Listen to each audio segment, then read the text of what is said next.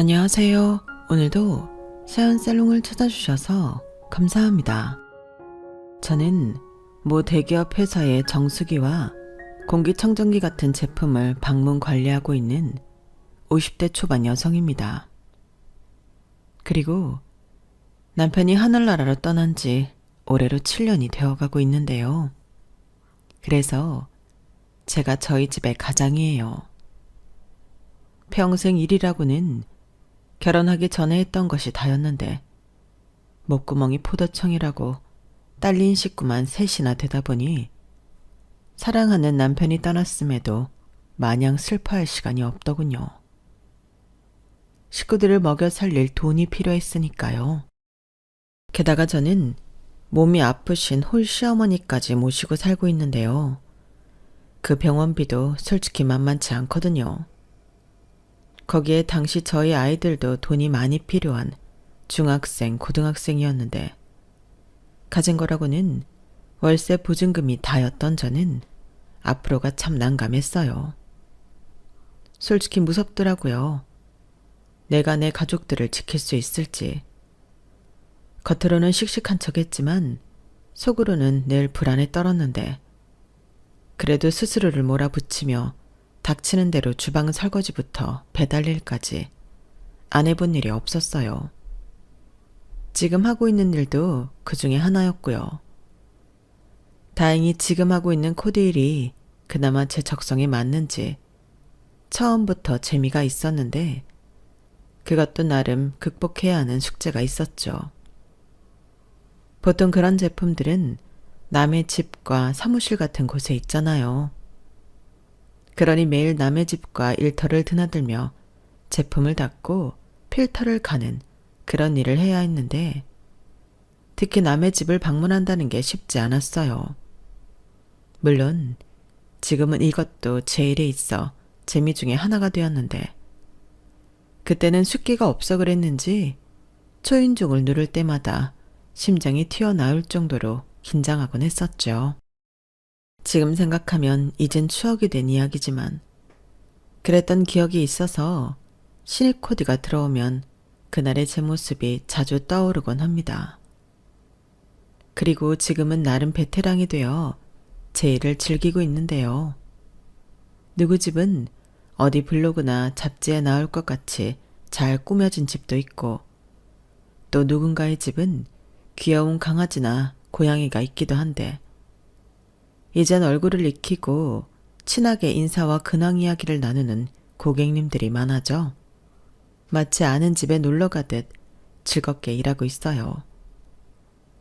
물론 지금도 잘 꾸며지긴커녕 청소나 정리도 안 된 어수선한 집에 갈 때도 많은데 그 중에 가장 고역은 진상 고객님의 집을 방문할 때죠.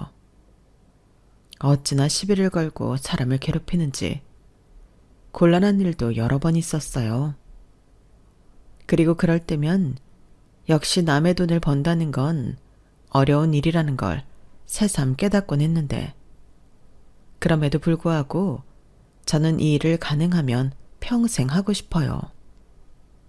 일이 좋아서도 있지만 저는 제 일을 하면서 평생 잊지 못할 큰 감사한 일을 겪었거든요.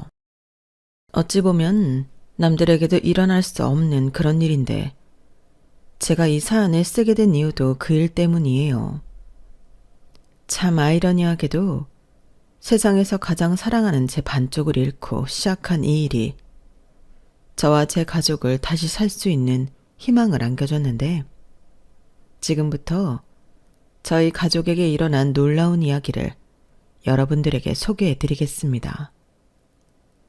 저랑 남편은 택배 일을 하다가 우연히 알게 되어 결혼까지 하게 됐어요. 남편은 택배 기사였고 저는 택배 대리점 직원이었거든요. 그리고 남편은 꽤 오랫동안 택배 일을 했는지 나이가 다른 기사님에 비해 어렸는데도 짬밥이 있어 보였는데 저는 신입이었죠. 지금 계산을 살짝 해보니 남편을 만나 결혼하기까지 2년이 채 걸리지 않았던 것 같은데 그렇다고 속도 위반을 했냐 의심하신다면 그건 아닙니다. 제가 남편을 너무 좋아했고 또 의지해서 하루빨리 남편과 결혼을 하고 싶어 졸랐거든요. 그도 그럴 게 저는 당시 고아나 다름이 없었는데요. 저희 엄마는 제가 고등학교 때 지병인 심장으로 세상을 떠나시고 아빠는 제가 20살이 되는 해에 일을 하시다 현장에서 사고로 하늘에 있는 엄마 곁으로 가셨어요. 게다가 마음 아프게도 남동생까지 아빠가 돌아가시고 3년 만에 오토바이 사고로 잃게 되었는데 그렇게 가족 모두를 잃으니 정말 살고 싶은 마음이 없어지더라고요. 저는 그때 처음으로 삶에 미련이 없다는 게 그토록 무덤덤하고 무섭다는 걸 알게 됐어요.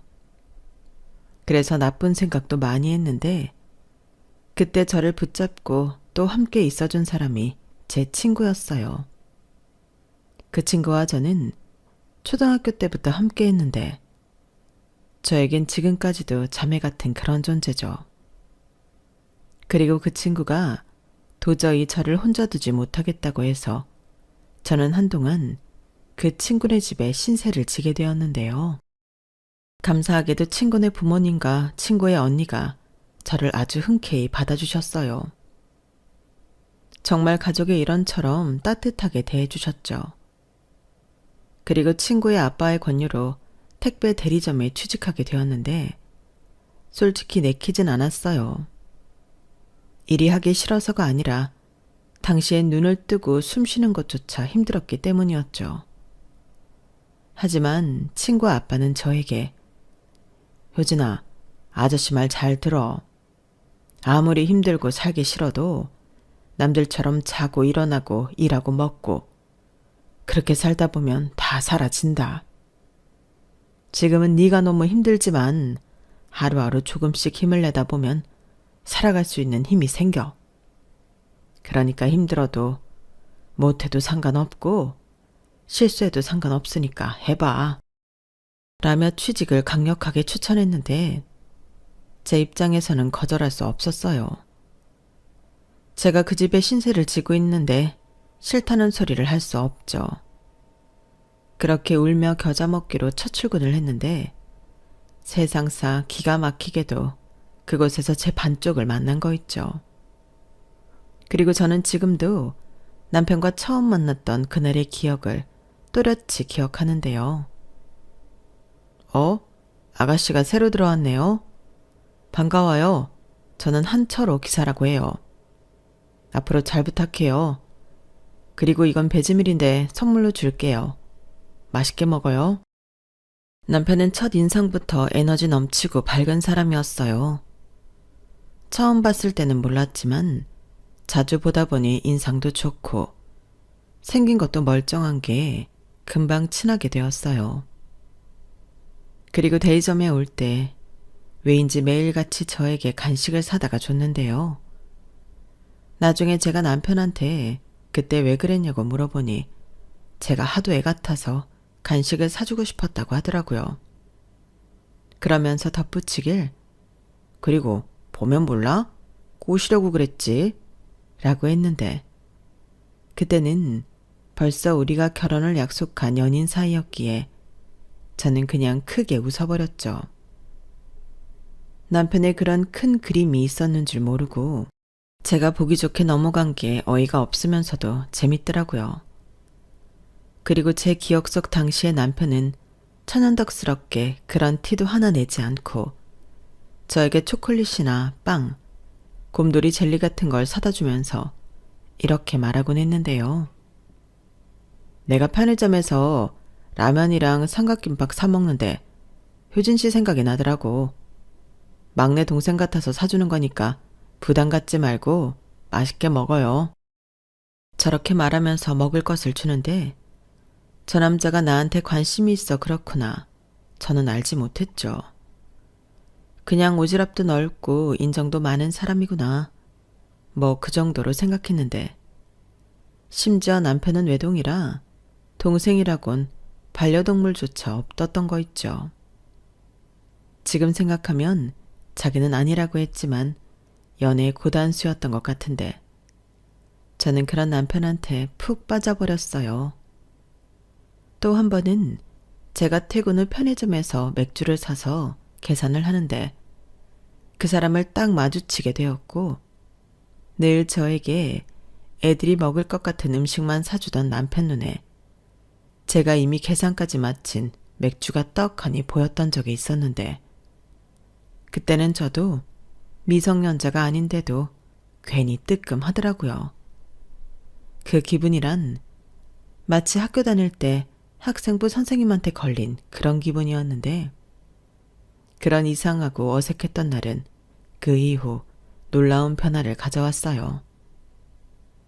조카 삼촌 같았던 남편과 제 관계가 어른 대 어른으로 변하기 시작했고 처음으로 치맥을 하던 날엔 남자 대 여자가 되면서 저희 두 사람의 진짜 시작이 되었어요. 게다가 가족을 잃은 상처가 있던 저에게 남편의 존재는 그야말로 구세주나 다름이 없었는데 남편은 제 사정을 모두 알고 더 마음을 써주는 착한 사람이라 제가 더 많이 좋아했어요. 그래서 어차피 저는 혼자니까 세상 물정도 모르고 남편과 하루빨리 가족이 되고 싶었는데요. 그래서 프로포즈도 제가 먼저 했죠. 그리고 내친 김에 남편 집에 인사까지 일사천리로 진행했는데 그때 시어머니를 뵙고 더 결혼에 대한 확신이 섰어요. 시어머니가 저를 엄청 따뜻하게 맞아주셨거든요. 그리고 시어머니는 시장에서 조그맣게 과일 장사를 하고 계신다며 여러 종류의 과일을 정성껏 깎아주셨는데요. 제가 친구 집에서 신세를 지고 있다는 걸 아시고는 감사한 분들이라며 제일 좋고 비싼 과일을 손수 챙겨주시는 마음씨가 좋은 분이셨어요. 그뿐만이 아니었어요.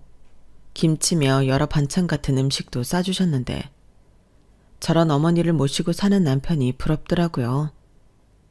그래서 저는 처음부터 남편과 둘이 아닌 시어머니랑 셋이 살고 싶었는데요. 아, 시어머니는 당신 나이 26에 과부가 되신 상처가 있으셨어요. 그래서 가족을 잃고 힘든 제 마음을 누구보다 잘 알고 계셨는데요.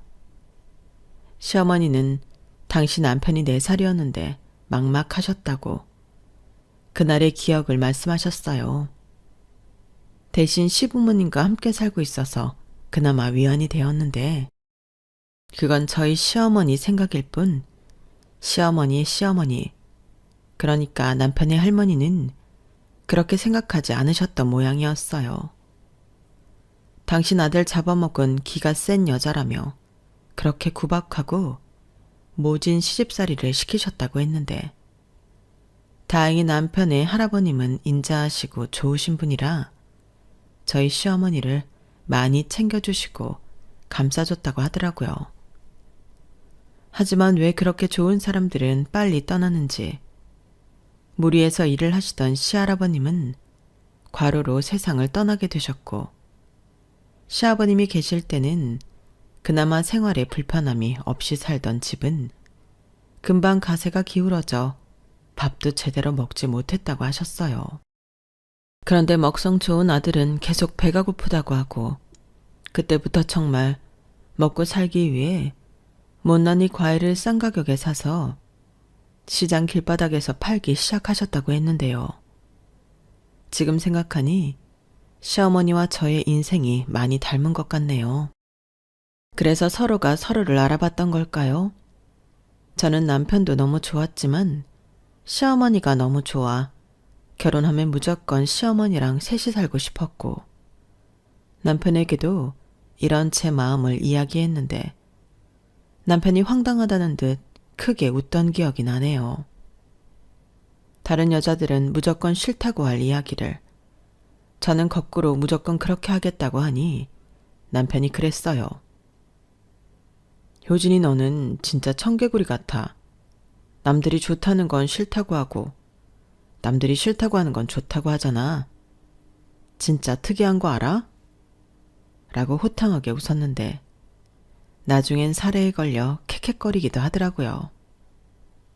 하지만 홀 어머니를 기꺼이 모시겠다는 저를 남편이 싫어할 리는 없었고 흔쾌히 그러자며 나중엔 저에게 고맙다고 했는데 그렇게 한꺼번에 둘이라는 가족이 생기니 저는 무척이나 행복했어요. 다시는 행복할 수 없을 것 같아 나쁜 생각을 많이 했는데 그랬던 제가 매일같이 웃고 떠들고 있더라고요. 그리고 솔직히 바빴던 남편보다 시어머니와 있는 시간이 많았는데 시장 사람들이 어미오리와 새끼오리 같다며 저희 고부 사이를 부러워하셨어요. 급기야 남편은 자기보다 시어머니를 더 좋아하는 것 같다며 약간은 심통이 난 얼굴로 자기가 좋아서 결혼한 거 맞냐고 물어보기도 했는데 저는 망설이지 않고 바로 이렇게 대답했어요. 그게 무슨 말이야. 둘 다 좋아서 결혼했지. 자기가 아무리 좋아도 시어머니가 이상하면 내가 무서워서 어떻게 결혼을 해? 그리고 애당초 시어머니가 너무 좋아도 같이 한 이불 덮고 살 남자가 싫으면 그 결혼은 못하는 거 아니야? 그러니까 이건 전부 자기가 좋아서 그렇다고 볼 수 있지. 남자가 별걸 다 질투해. 남편은 제 말에 자기가 언제 질투를 했냐며 입이 삐죽 나왔는데 그 얼굴이 개구장의 아들처럼 보여서 사랑스러웠어요. 아무래도 그때는 신혼이라 제 눈에 콩깍지가 제대로 쓰여있던 때였는데 그러니 그렇게 짧은 연애를 했음에도 결혼하고 싶었겠죠. 게다가 결혼할 당시 제 나이는 25살, 많이 어린 나이였는데 당시 남편의 나이는 29살로 어린 나이였어요. 그러니까 궁합도 보지 않는다는 4살 차이였는데 그래서였을까요? 저희는 연애 기간이 남들에 비해 짧았지만 죽이 척척 맞는 사이 좋은 부부였죠.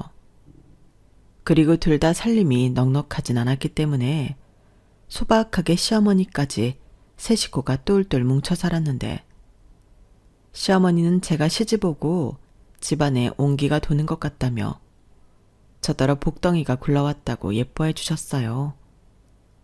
다른 시어머니와 며느리는 그렇게 서로 못 잡아먹어 안달이라고 했는데 저희는 처음부터 달랐죠.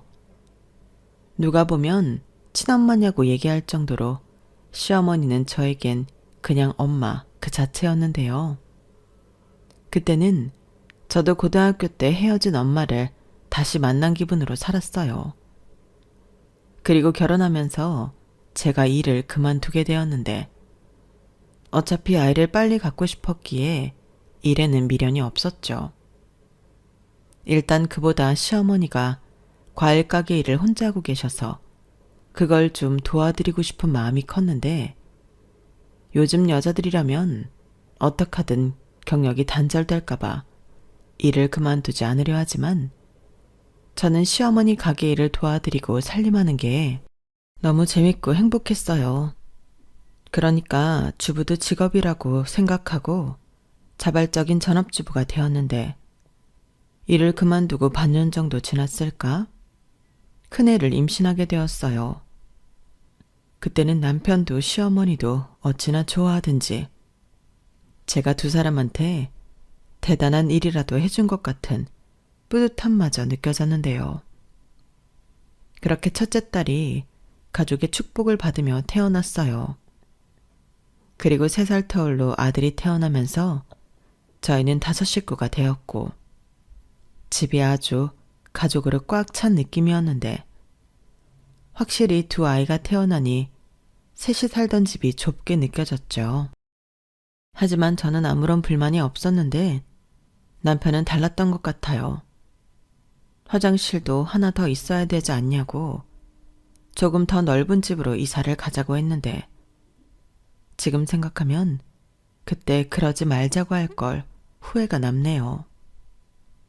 이사를 가면 당연히 남편이 그만큼 힘들고 무리를 해야 하는데 철없던 저는 남편의 말이 반가워서 뛸 듯이 기뻐했어요.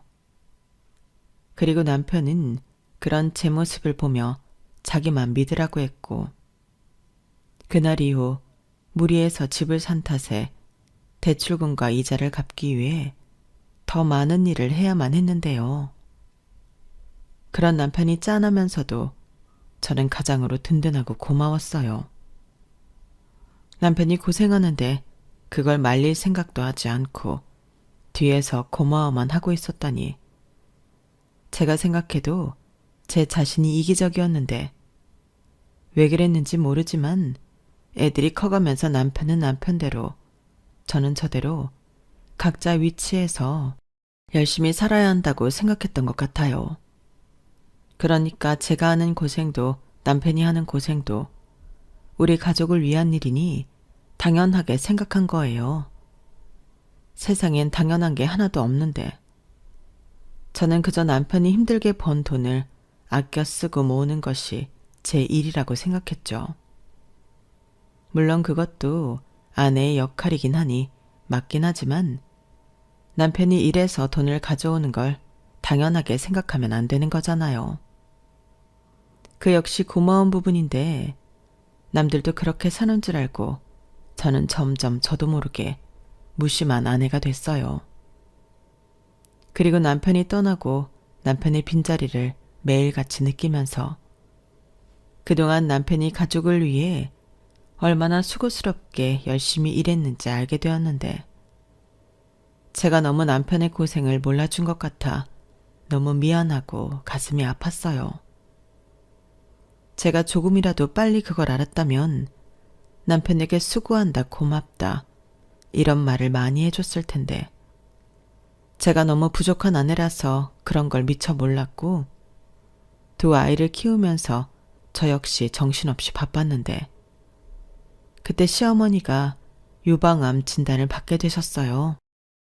시어머니는 괜찮다고 대수롭지 않게 말씀하셨지만 저에게 시어머니는 친정엄마와도 같은 분이라 여간 마음이 쓰이는 게 아니었죠.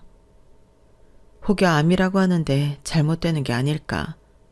암 진단을 받고 일주일 동안은 매일 울면서 있었던 것 같아요. 그리고 남편도 많이 놀란 눈치였는데 제가 너무 무서워하니 겉으로 잘 표현도 하지 못했죠. 솔직히 누구보다 제가 남편의 마음을 알아줘야 했는데 저는 제가 슬프니 그런 것도 신경 쓰지 못했어요.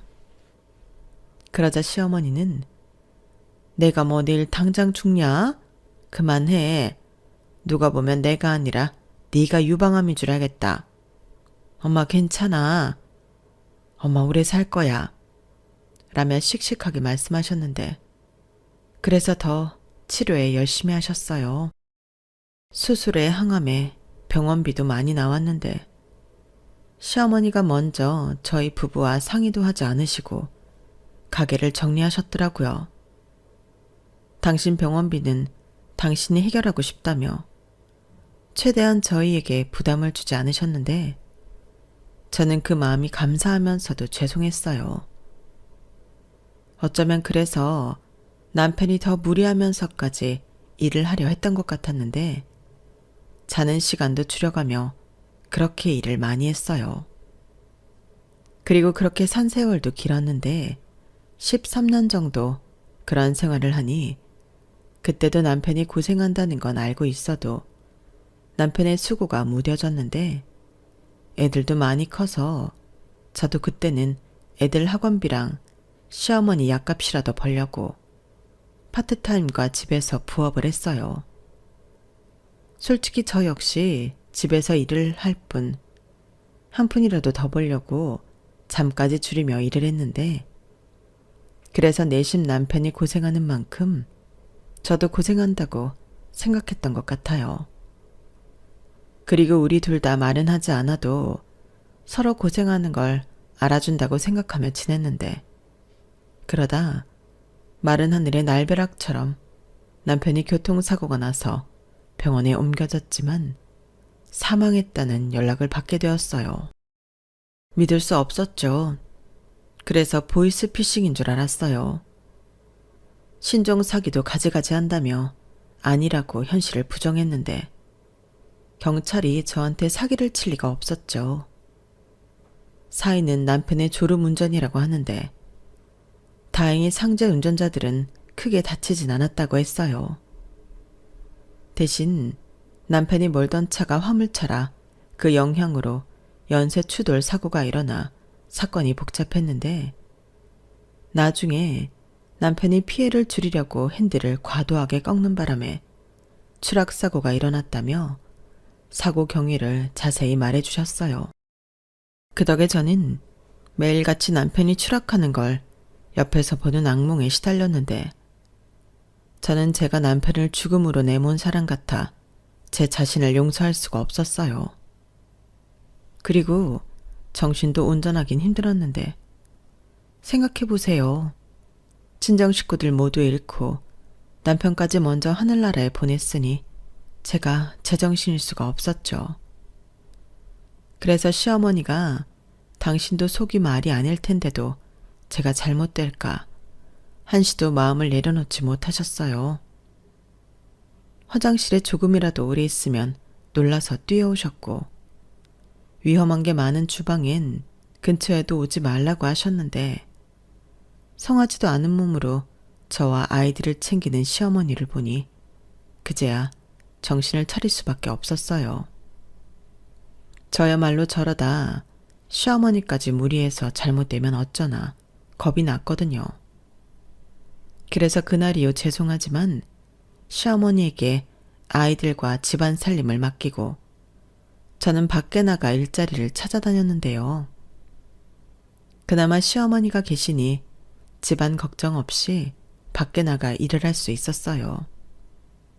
다행히 시어머니가 수술과 항암이 잘 되어 조심만 한다면 정상적인 일상생활이 가능하셨는데 앞에서 말씀드렸지만 상황적으로 제가 돈을 벌어야 했거든요.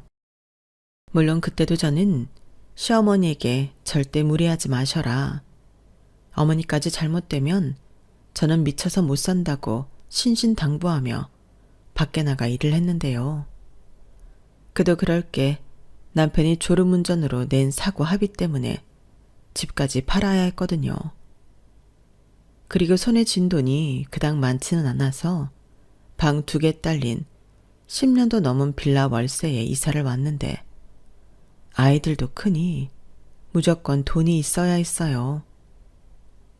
시어머니도 많이 호전되긴 했어도 완치 판정을 받은 게 아니니 그것도 불안했고 집이 이렇게 됐다고 애들 보고 공부하지 말라고 할 순 없으니 저는 미친 듯이 돈을 벌어야 했죠.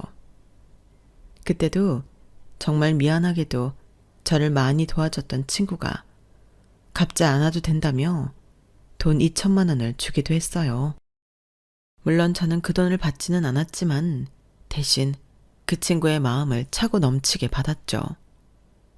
친구는 그때 울면서 저한테 너는 왜 그렇게 박복해?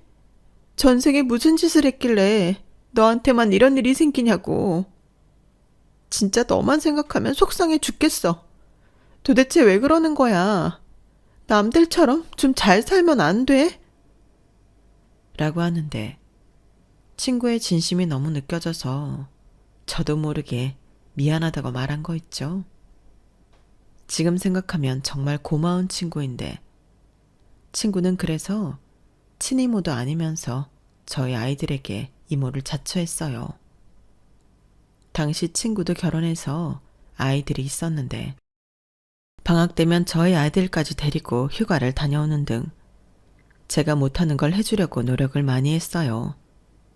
게다가 제가 일을 하고 있으니 시어머니 병원을 모시고 갈 수가 없었는데 그럴 때면 친구가 저희 시어머니를 모시고 병원에 다녀왔고 저희 시어머니가 정말 좋은 친구를 뒀다며 저에게 입에 침이 마르도록 친구 칭찬을 하셨는데 제가 태어나 가장 잘한 일이 그 친구를 제 옆에 둔 거라고 너스레를 떨었죠.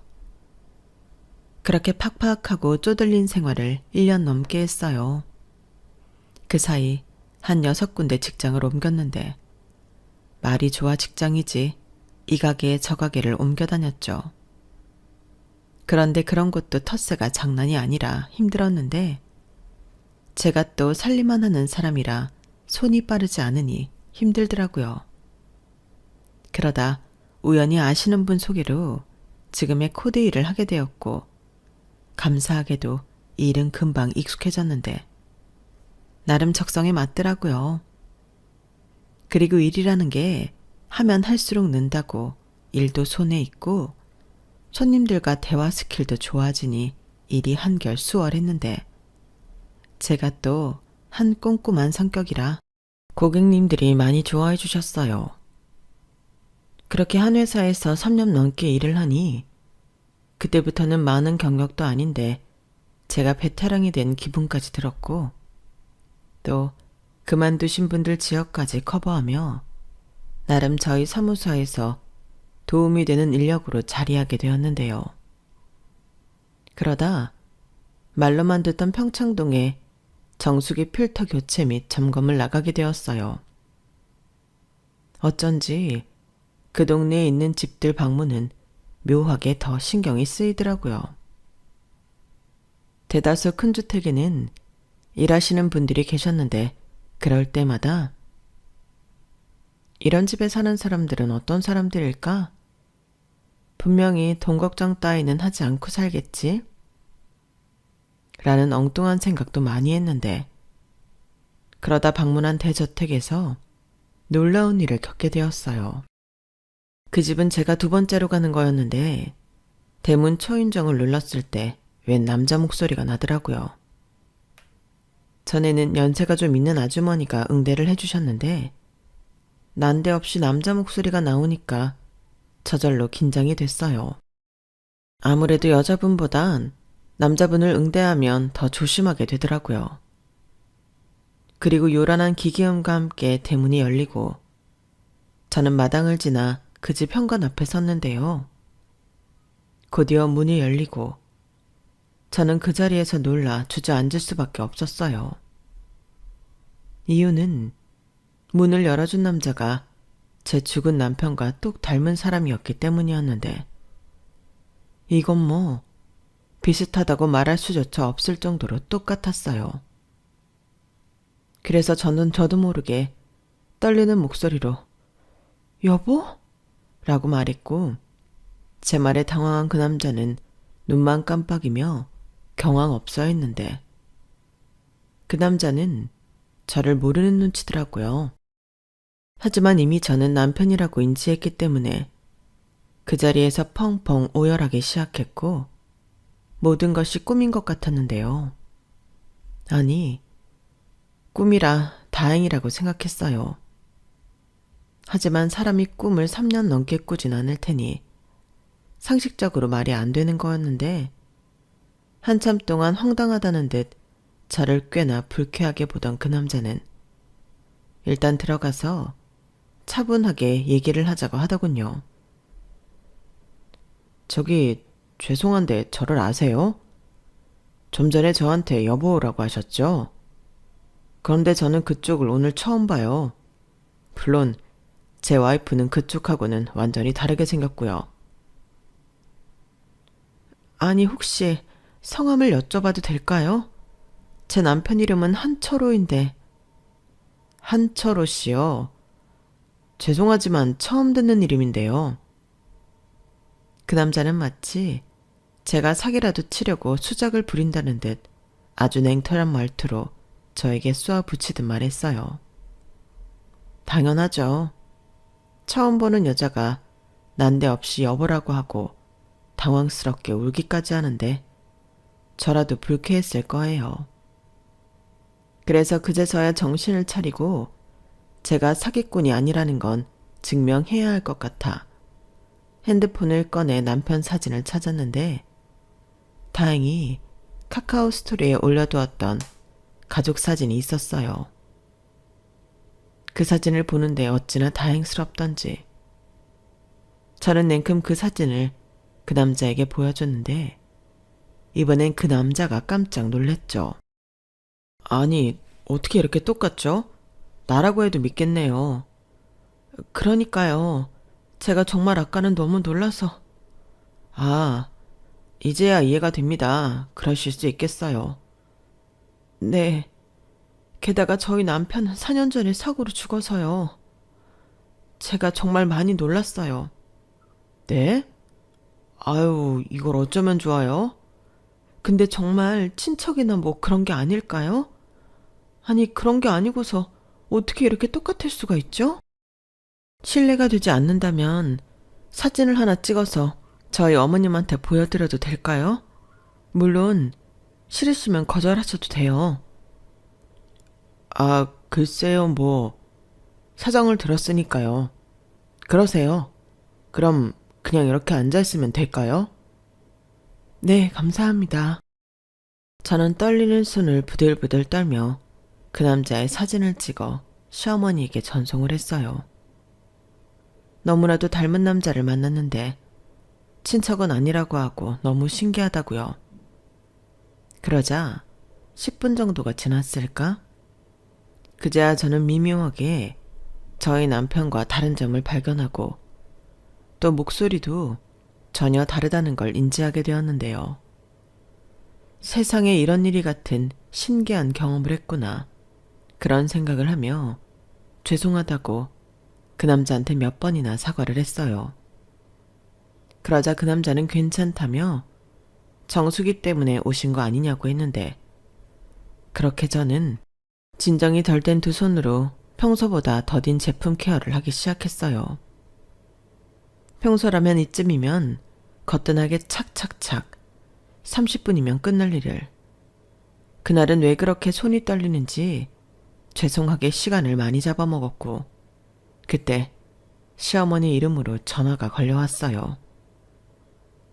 아무래도 제가 보내드린 사진을 보고 놀라서 전화를 하신 것 같은데 제가 먼저 아니라고 자세히 보니 많이 닮았지만 미묘하게 다르다고 이야기를 하려는 찰나 시어머니의 격앙된 말투가 저를 또 다시 얼어붙게 만들었어요. 거기 어디니? 당장 나한테 주소 보내라. 어머니 진정하세요. 그 애 아니에요.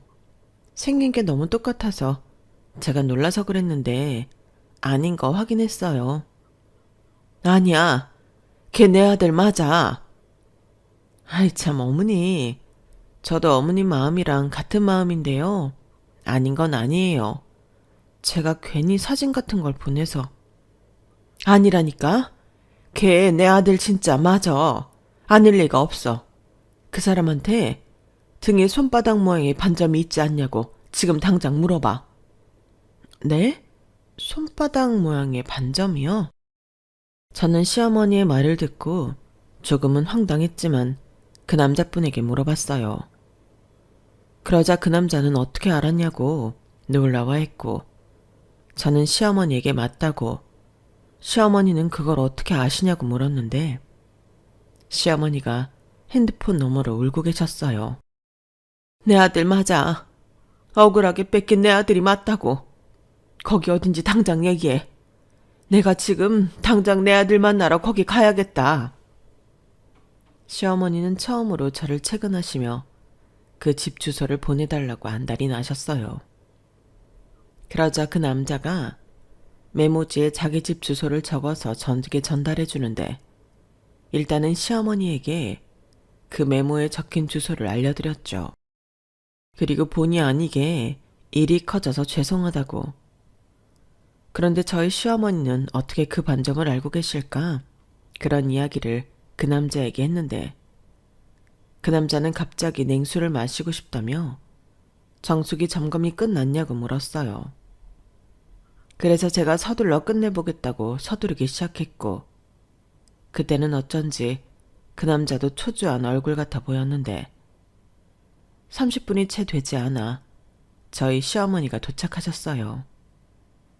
얼마나 급하게 오셨는지 신발도 짝짝이에 겉옷도 입지 않은 모습이었는데 몸도 성하지 않으신 분이 저렇게 오셨다는 게 제가 너무 놀라 일단 제 옷을 입혀드렸죠.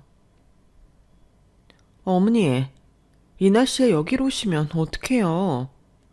내가 그럴 정신이 어딨어. 근 50년 만에 잃어버렸던 아들을 만나게 됐는데. 네? 50년이요? 그게 무슨 말씀이세요? 사실 네 남편은 쌍둥이다. 그리고 그때 시어머니가 아이 하나만 부잣집에 데려다주고 돈을 받자고. 뭐라고요? 나는 절대 안 된다고 그랬어. 죽으나 사나 내 새끼 둘은 내가 지킨다고 그렇게 맞섰는데. 호영아, 엄마다. 엄마가 너무 늦게 와서 미안해. 시어머니는 그 남자 얼굴을 보더니 가까이 가지도 못하고 털썩 주저앉아 그 작은 몸을 들썩이며 울기 시작하셨어요. 그때까지 저는 상황 파악이 잘 되지 않았는데 유전자 검사를 해야 하는 건가 혼자 별의별 생각을 다 했죠. 그런데 그 남자도 똑같이 저희 시어머니 앞에서 울기 시작했어요. 알고 보니 이 남자도 사실은 입양된 아이라며 아무래도 자기가 저희 어머니 아들이 맞는 것 같다고 이야기를 하는데 자기도 친부모를 찾으려 많은 노력을 했었다고 하더라고요.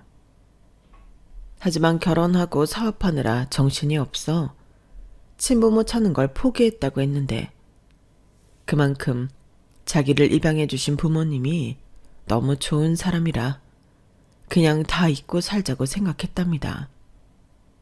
그리고 자기가 입양되었다는 사실은 혈액형 보고 알았다고 했는데요.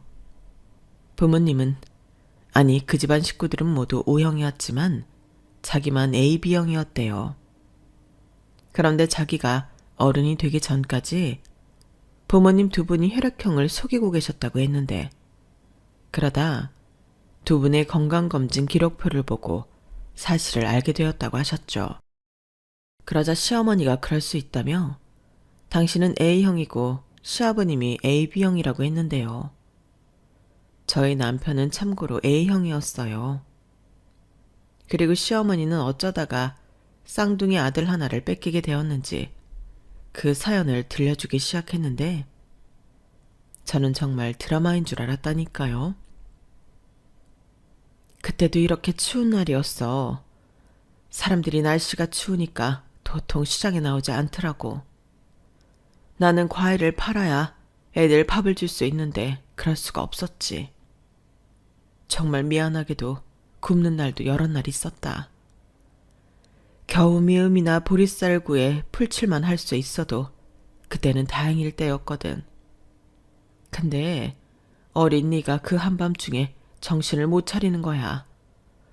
가만 보니 이러면 큰일 날 것 같아 무작정 너를 하나 들고 동네 의원으로 뛰었는데 그 집이 네 할머니가 얘기한 그 집이었어. 돈은 많은데 자손을 못 낳아 애가 타던 집이었는데 의원이라고는 거기밖에 없었거든. 근데 네가 영양실조라고 하는 거다. 어디가 아픈 거면 외상을 하든 사정을 하든 약이라도 쥐어 먹일 텐데 영양실조라니. 그때 나는 아무것도 할 수가 없었어. 집에 가봤자 먹을 거라고는 하나 없는데 그냥 다 미안했지. 그때 그 의사 사모님이 나한테 그러더라. 애를 잠깐 맡아주겠다고. 일단 잘 먹이고 잘 키워서 한 1년 뒤에 돌려보내겠다고 했는데 차마 싫다고 못했어. 내가 데려가면 너는 죽을 것 같았거든. 그래서 꼭 1년만 부탁드린다고. 그리고 언제고 내가 와서 내 아들 얼굴 보게 해달라고. 그렇게 말하고 돌아섰는데 그게 마지막이었다. 내가 거의 매일 너를 보려고 그 집에 갔는데 네 상태가 안 좋아져서 큰 병원으로 옮겼다고 했어. 내가 그런 병원으로 가겠다고 하니 가도 못 본다고 며칠 뒤 자기들이랑 같이 가자고 했는데 그 며칠 뒤엔 사람들이 감쪽같이 사라졌지. 그래서 나는 내 아이를 데리고 도망갔다고 생각했어. 어머니, 그런데 그런 일을 지금까지 말씀을 한 번 안 하셨어요. 그럼 남편도 자기가 쌍둥이라는 걸 몰랐던 거예요? 아니, 알지 왜 몰라. 호영이 너도 어렴풋이는 기억이 날걸? 니들이 헤어질 때 나이가 5살인가 그랬으니까. 그리고 호철이랑 나랑 호영이 너 찾겠다고 고생도 많이 했는데. 호영이 네 할머니가 너는 벌써 세상을 떠났다고 나한테 애기 무덤도 보여주더라. 거기에 버젓이 네 이름이 적혀 있는데 내가 거기서 뭘 의심하겠니? 마지막으로 봤을 때 호영이 네 상태가 정말 많이 안 좋았거든. 그래서 그게 당연히 넌 줄 알았다. 큰 병원에 옮겨졌지만 거기서 네가 죽었다고 했어. 그리고 아이를 살리지 못한 죄책감에 그 부부가 동네를 떠났다고 했는데 지금 보니 그게 다 우리 시어머니랑 짜고 친 사기였구나. 그리고 나도 호철이는 아무것도 몰랐기에 우리는 그냥 다 속으로 묻은 거야. 그 어린 게 고생을 많이 해서 철이 빨리 들었거든. 쌍둥이 동생 얘기하면 엄마가 속상해하니까. 우리는 약속이나 한 듯 그렇게 입을 꼭 닫았지. 나도 살려고 아들은 호철이 하나만 있었다고 자기 체면을 걸고 살았어. 근데 네가 이렇게 살아있을 줄이야. 정말 지독한 양반. 어떻게 그런 거짓말을. 하긴 그 즈음에 네 할머니가 어디서 났는지 쌀이며 옷이며 고기까지 사왔어는 그 줄임배를 허겁지겁 채웠다. 그게 나 몰래 너를 보내고 받은 돈일 줄이야. 세상에나 어머니, 저는 믿을 수가 없어요. 나도 그렇다. 이게 도대체 무슨 일이니? 내가 50년 만에 죽었다고 생각한 아들을 만나다니. 하늘이 나를 완전히 버리진 않았구나. 호영아, 너는 어떻게 지냈니? 그 의사네 분들은 잘해줬니? 고생은 안 시킨 거야? 네, 좋은 분들이셨어요. 한치의 의심도 할 수 없을 정도로 저한테 희생적인 분들이셨고요. 다만 제가 입양하라는 걸 알았을 때는 어디 고아원에서 데려왔다고 하셨는데 그런 내막이 있는 줄은 몰랐네요. 그랬구나. 그래도 나는 지금 이 순간 그 양반들이 너무 고맙다. 그 양반들 아니었으면 네가 이렇게 건강하고 잘 지내지 못했을 거잖아. 네 형은 못난 엄마랑 살아 고생을 많이 했거든. 내 정신 좀 봐라. 그래서 너 키워주신 그분들은 어디 계시니? 잘 계시지? 그게 두 분 다 얼마 전에 돌아가셨어요. 어머니가 먼저 폐혈증으로 돌아가셨고 아버지는 그런 어머니를 못 잊으셔서 일만 하시다 타국에서 심장병으로 돌아가셨어요. 뭐? 아니 어떻게 두 분 다. 연세가 많으시기도 했거든요. 덕분에 자식이라고는 저 하나라 제가 많은 걸 물려받았는데 저는 그런 일이 있었다 하더라도 감사하죠. 정말 저한테 잘해주셨거든요. 그랬구나. 너도 다행이다. 그 사람들이 내 생각과는 달리 좋은 사람들이라서. 그리고 고맙다. 너를 이렇게 잘 키워주셨으니 너무 고마워. 시어머니는 다시는 못 만날 줄 알았던 아들을 앞에 두고 또 한참을 숨죽여 눈물을 흘리셨어요. 그 모습에 저도 그 남자, 아니 도련님도 눈시울이 붉어졌는데 다행히 제가 관리할 집이 그 집이 마지막인 터라 저희는 그날 저녁 시간 가는 줄 모르고 이런저런 이야기를 나눴어요. 그러다 친정에 갔다는 도련님의 와이프, 그러니까 동서가 소식을 듣고 돌아왔는데 그렇게 4명이 모여 이야기를 나누니 기분이 참 묘하더라고요. 이 자리에 제 남편만 없다는 게 저는 또 혼자 슬펐는데 만약 남편이 이 자리에 있었다면 얼마나 좋아했을까 그런 생각만 했던 것 같아요. 그런데 아이러니하게도 제가 가전제품 코드 일을 하지 않았다면 도련님의 존재 자체를 알 기회가 없었을 텐데 이쯤 되면 남편이 저희 가족을 자기 동생과 만나게 해주려고 저를 여기까지 오게 하지 않았나 이런 엉뚱한 생각까지도 하게 되더라고요. 솔직히 제가 가장이고 돈을 열심히 벌고 있지만 그 수입이 많지도 않았으니 앞으로 시어머니의 병원비와 아이들 교육비와 학비까지 막막하게 그지없었거든요. 온 식구가 저만 의지하고 있는데 자신이 없었어요. 그런데 이렇게 기적처럼 도련님을 만나고 도련님은 시어머니가 유방암으로 수술에 항암까지 받았다는 사실에 기꺼이 시어머니의 모든 치료비를 본인이 부담하겠다 하더군요. 게다가 저희가 월세살이를 하는 걸 알고 함께 살아도 좋고 그게 싫으면 도련님 명의 아파트가 있으니 거기 가서 살라고 했는데 꿈인가 생시인가 했어요. 그뿐만이 아니었어요. 도련님네 부부는 동서가 선천적으로 아이를 갖지 못하는 탓에 아이를 포기하고 있었다며 저희 애들이 조카인 만큼 교육비 정도는 지원해주고 싶다고 했는데 너무 한꺼번에 제가 끙끙거렸던 문제가 해결되니 어안이 벙벙했어요. 그리고 저는 생각할 시간을 달라고 했는데요. 마음 같아서는 감사하다고 넙죽 다 받고 싶었지만 왜인지 그러면 안 될 것 같더라고요.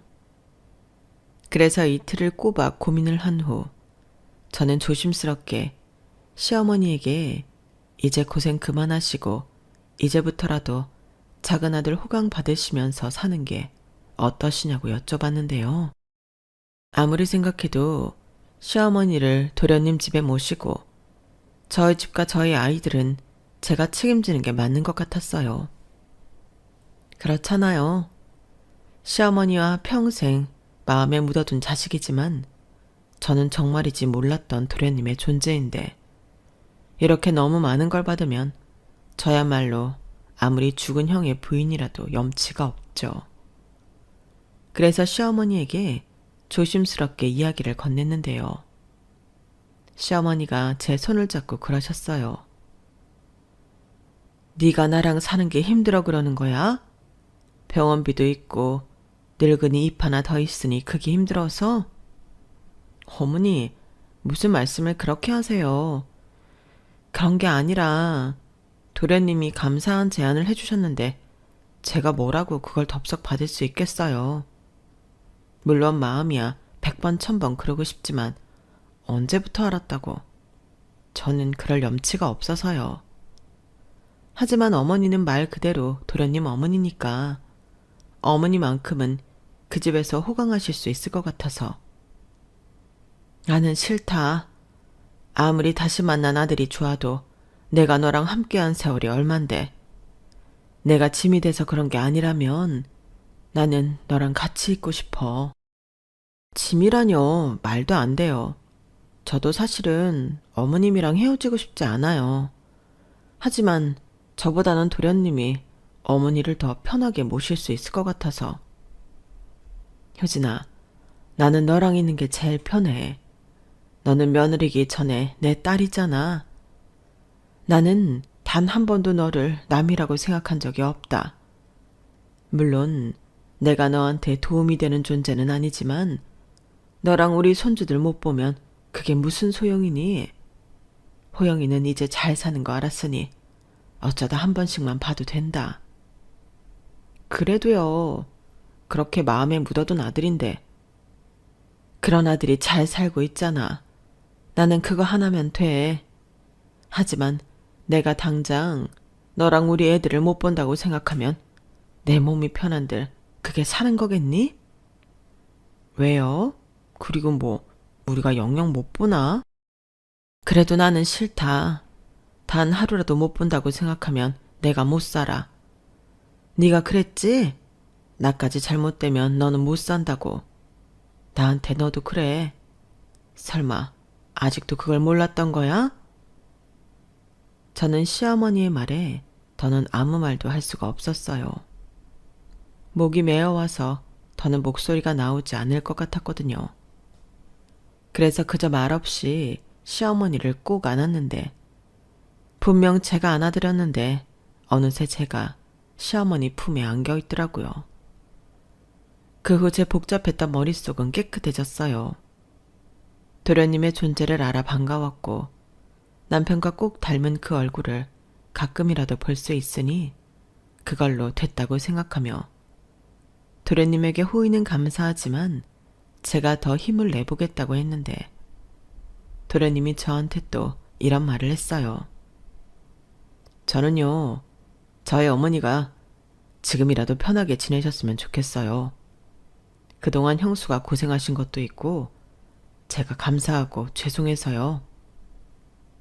그런 생각 안 하셔도 돼요. 제가 뭐 알고 그랬나요?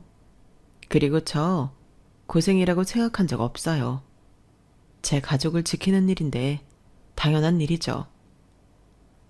저희 형은 진짜 좋은 사람이었나 봐요. 이런 멋진 형수님이랑 결혼을 했다니. 그리고 저는 이미 저희 어머니가 형수랑 떨어져 지내지 못할 거라는 거 알고 있었는데 그래서 아파트 이야기를 드린 거예요. 아파트에서 저희 어머니 편하게 모셔달라고요. 제가 그 정도 부탁은 드릴 수 있잖아요. 네? 그런 뜻이었어요? 그럼요. 그리고 병원비랑 우리 조카 교육비는 제 가족이라 기꺼이 내겠다고 한 건데 그게 그렇게 부담스러우셨어요? 아, 네. 괜히 저희가 만나자마자 신세만 지는 것 같아서. 그리고 그게 뭐 작은 건가요? 집이랑 병원비랑 교육비면 제 평생의 숙제예요. 그러니까 그 숙제 좀 같이 하자고요. 백지장도 맞들만 놨다는데 저한테도 기회 한번 주시죠. 형수, 대신 이 이상은 저도 못 해드려요. 괜찮은데 제가 안 괜찮습니다. 형한테 미안해서 도저히 안 되겠거든요. 저는 아무것도 모르고 호의호식하고 공부도 원 없이 했는데 지금이라도 형이 하던 거 제가 하고 싶어요.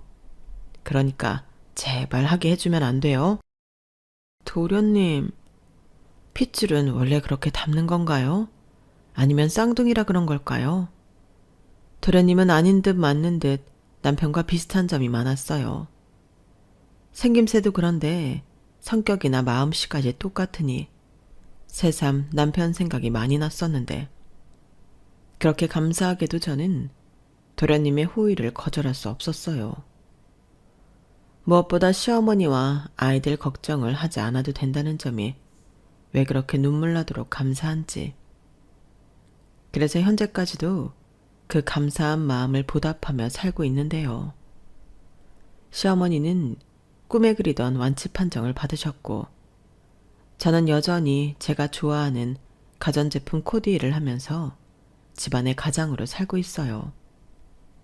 아이들도 삼촌의 지원금이 조금 있긴 했지만 자기들 힘으로 대학도 가고 장학금도 받고 큰애는 얼마 전 자기가 바라는 대기업에 취직까지 했는데 제가 여기서 더 바랄 것이 없죠. 그리고 동서는 괜찮다고 해도 저희 집에 자주 놀러와 시어머니에게 이것저것 살림을 배우고 있는데요. 그동안 살림 배울 곳이 없어서 전부 아주머니한테 의지하고 살았답니다. 솔직히 그게 더 편할 수도 있는데 동생은 그러고 싶지 않았나 봐요. 자기가 사랑하는 도련님을 위해 예쁘게 살림하며 살고 싶었다며 먼저 저와 저희 시어머니에게 다가와 줬는데 너무 고맙더라고요. 사실 동서 입장에서는 갑자기 시어머니와 형님이 하늘에서 뚝 떨어졌는데 반갑지만은 않았을 거잖아요. 그것만 봐요. 동서의 인품이 어떤지 알 수 있는데 아무도 없다고 생각한 제 주변엔 어느덧 이렇게 좋은 사람들만 가득하더라고요. 아무래도 하늘에 있는 남편이 자기 마누라 외롭고 힘들까봐 좋은 사람을 제 옆에 데려다 줬나 봐요. 그리고 앞으로는 제가 사랑하고 지켜야 할 이들을 위해 더 열심히 살아갈 생각인데요. 앞으로 남은 제 인생은 아무하고도 헤어지지 않고 오래오래 행복했으면 좋겠습니다. 제가 여러분들에게 들려드리고 싶었던 이야기는 여기까지예요. 잃어버렸던, 심지어 죽었다고 생각한 가족을 다시 만났던 저희 가족의 사연, 어떻게 들으셨나요? 부디 재미있게 들어주셨길 바라며 저는 긴 글을 마치도록 하겠습니다. 제 이야기 끝까지 들어주셔서 감사해요. 늘 건강하시고 사랑하는 사람들과 오래오래 행복하시길 바라겠습니다. 고맙습니다. 여러분, 사연 댓글에 응원과 현명한 조언 부탁드려요.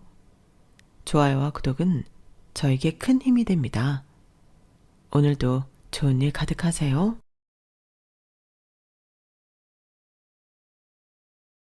안녕하세요. 오늘도 사연 살롱을 찾아주셔서 감사합니다. 어느덧 자식이 장가를 가서 손녀까지 볼 나이가 된 이제 곧 환갑인 여성이에요.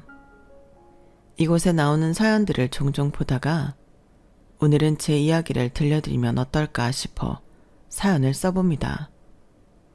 친정 사는 형편이 어려워 고등학교만 간신히 졸업했어요. 빨리 독립을 하여 내 입이라도 덜어야겠다는 마음으로 일을 했고 그곳에서 지금의 남편을 만났답니다. 성실하고 잘생긴 외모가 어찌나 끌리던지 저흰 그렇게 연애를 했어요. 하지만 결혼을 약속했는데도 불구하고 시댁에서는 저를 대차게 반대하였죠. 동생들만 주렁주렁 딸린 집구석이 뭐가 좋다고 장가를 간다는 거야. 어머니, 그래도 미인은 착하고 성실해요. 요즘에 이런 여자 없어요. 그래도 안 된다. 나중에 돈 빌려달라 뭐 해달라 할 게 뻔하니까. 전 미희랑 결혼할 거예요. 이미 약속까지 다 했고 헤어질 수 없습니다. 네가 우리 집 장남인데 내 말을 어길 수 있어? 우리가 널 어떻게 키웠는데. 죄송해요. 회식이 있으니까 전 포기하세요. 제 고집 못 꺾으니까요. 장남인 남편은 시어머니의 거센 반대에도 저를 끝까지 놓지 않았고 시어머니는 며칠 굽기까지 끊었음에도 절대 흔들리지 않는 아들의 부탁을 기어이 허락해 주셨답니다. 그렇게 저희는 결혼식을 올리게 되었어요. 하지만 결혼식을 올리는 날까지도 시어머니는 저를 굉장히 마음에 들어하지 않았고 그것이 저희 친정엄마 마음속에 대못처럼 박혔답니다. 아직도 그날 일을 생각하면 지금도 이렇게 마음이 아파와요. 아무리 없이 산다고 하지만 기부는 해야 할 거 아니야. 한복 꼬라지 하고는 어디 추워 입은 거 마냥 꼴 보기 싫어. 어머니 그만하세요. 장모님 듣겠어요. 들으라지. 지가 들으면 어쩔 거야. 지금 이거 예의에 굉장히 어긋나는 거니까 제발 그만 좀 해주세요. 아들놈 키워봤자 소용없다더니 너 보고 하는 말이구나. 내가 널 어떻게 키웠는데 사돈 편을 들려고 해. 편이 어딨나요? 예의를 지키라는 거지. 사돈은 참 좋겠수다. 기껏 기른 내 금쪽 같은 아들이 사돈 편만 들어서요. 에이 아닙니다. 제가 우리 큰사위한테 잘할게요. 전 그저 애들이 잘 살길 바라니까요. 아무런 걱정 마세요. 미리 단돌이 치는 거지만 뭐 돈이 필요하다 어쩐다 하면서 우리 아들 등골 뺄 생각 마요. 내가 가만 안 있을 테니까. 그렇게 어려운 사돈짜리임에도 시어머니는 엄마에게 막말을 서슴지 않았고 엄마는 오롯이 제 결혼 생활 위해서 참으셔야 했어요. 나중에 이 얘기를 동생에게 듣고 얼마나 울었는지 불효자식이 된 것만 같았죠.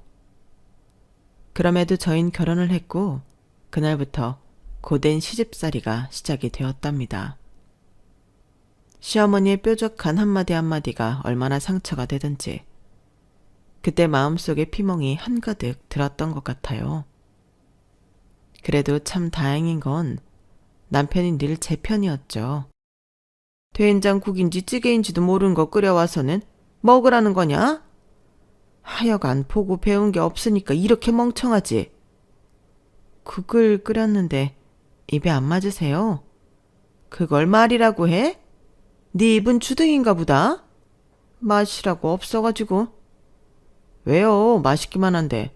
여보, 잘했어. 잘 먹을게. 아침 일찍 힘들었을 텐데. 얼씨구, 푹 치고 장구 치고 아주 다 한다. 이 사람도 아침에 일 나가야 하는데 너무 무리한 거 시키지 마세요. 여자 하나 잘못 들어오면 부모 자식 간이고 뭐고 안 보인다는데. 여보, 그만하세요. 죄송해요, 어머니. 네가 아주 조종을 잘했나 보다. 그런 거 아니에요. 이 사람 좀 그만 잡으세요. 뭘 그렇게 아침부터. 네가 아주 변해도 단단히 변했구나. 내 아들 맞나 싶어. 아, 속상해. 늘 이렇게 남편과 시어머니는 언성을 오가며 싸우게 되었고, 그로 인해 시어머니는 저를 더 미워하게 되었어요.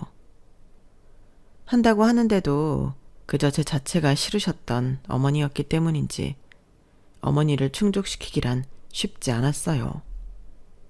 하루는 어머님이 저를 불러다가 할 말이 있다고 하셨어요. 저에게 늘 쌀쌀맞던 어머니였기 때문에 무슨 얘기를 하려나 싶어 잔뜩 긴장한 채로 들어갔는데 어머님이 하신 소리를 듣고 내가 잘해도 여기선 끝이 없겠구나 싶었어요. 너 당분간 내 가질 생각 마라. 우리 촬영이 지금 중요한 회사 업무 중이고 우리 집도 네 입 하나 늘었는데 네가 쉬면 되겠어? 악착같이 일하면서 보태. 네, 근데 철영 씨가 아기를 좋아해요. 그래서 지금 이 형편에 애를 낳고 싶어? 그런 게 아니라 그래도 낳게 되면 낳으려고요. 저도 빨리 철영 씨 닮은 아기 하나 낳고 싶기도 하고요. 시어머니는 제 말이 끝나자마자 잔뜩 표정을 구긴 채로 말을 이어가셨고 그 말은 아이를 낳지 말라는 말이었답니다.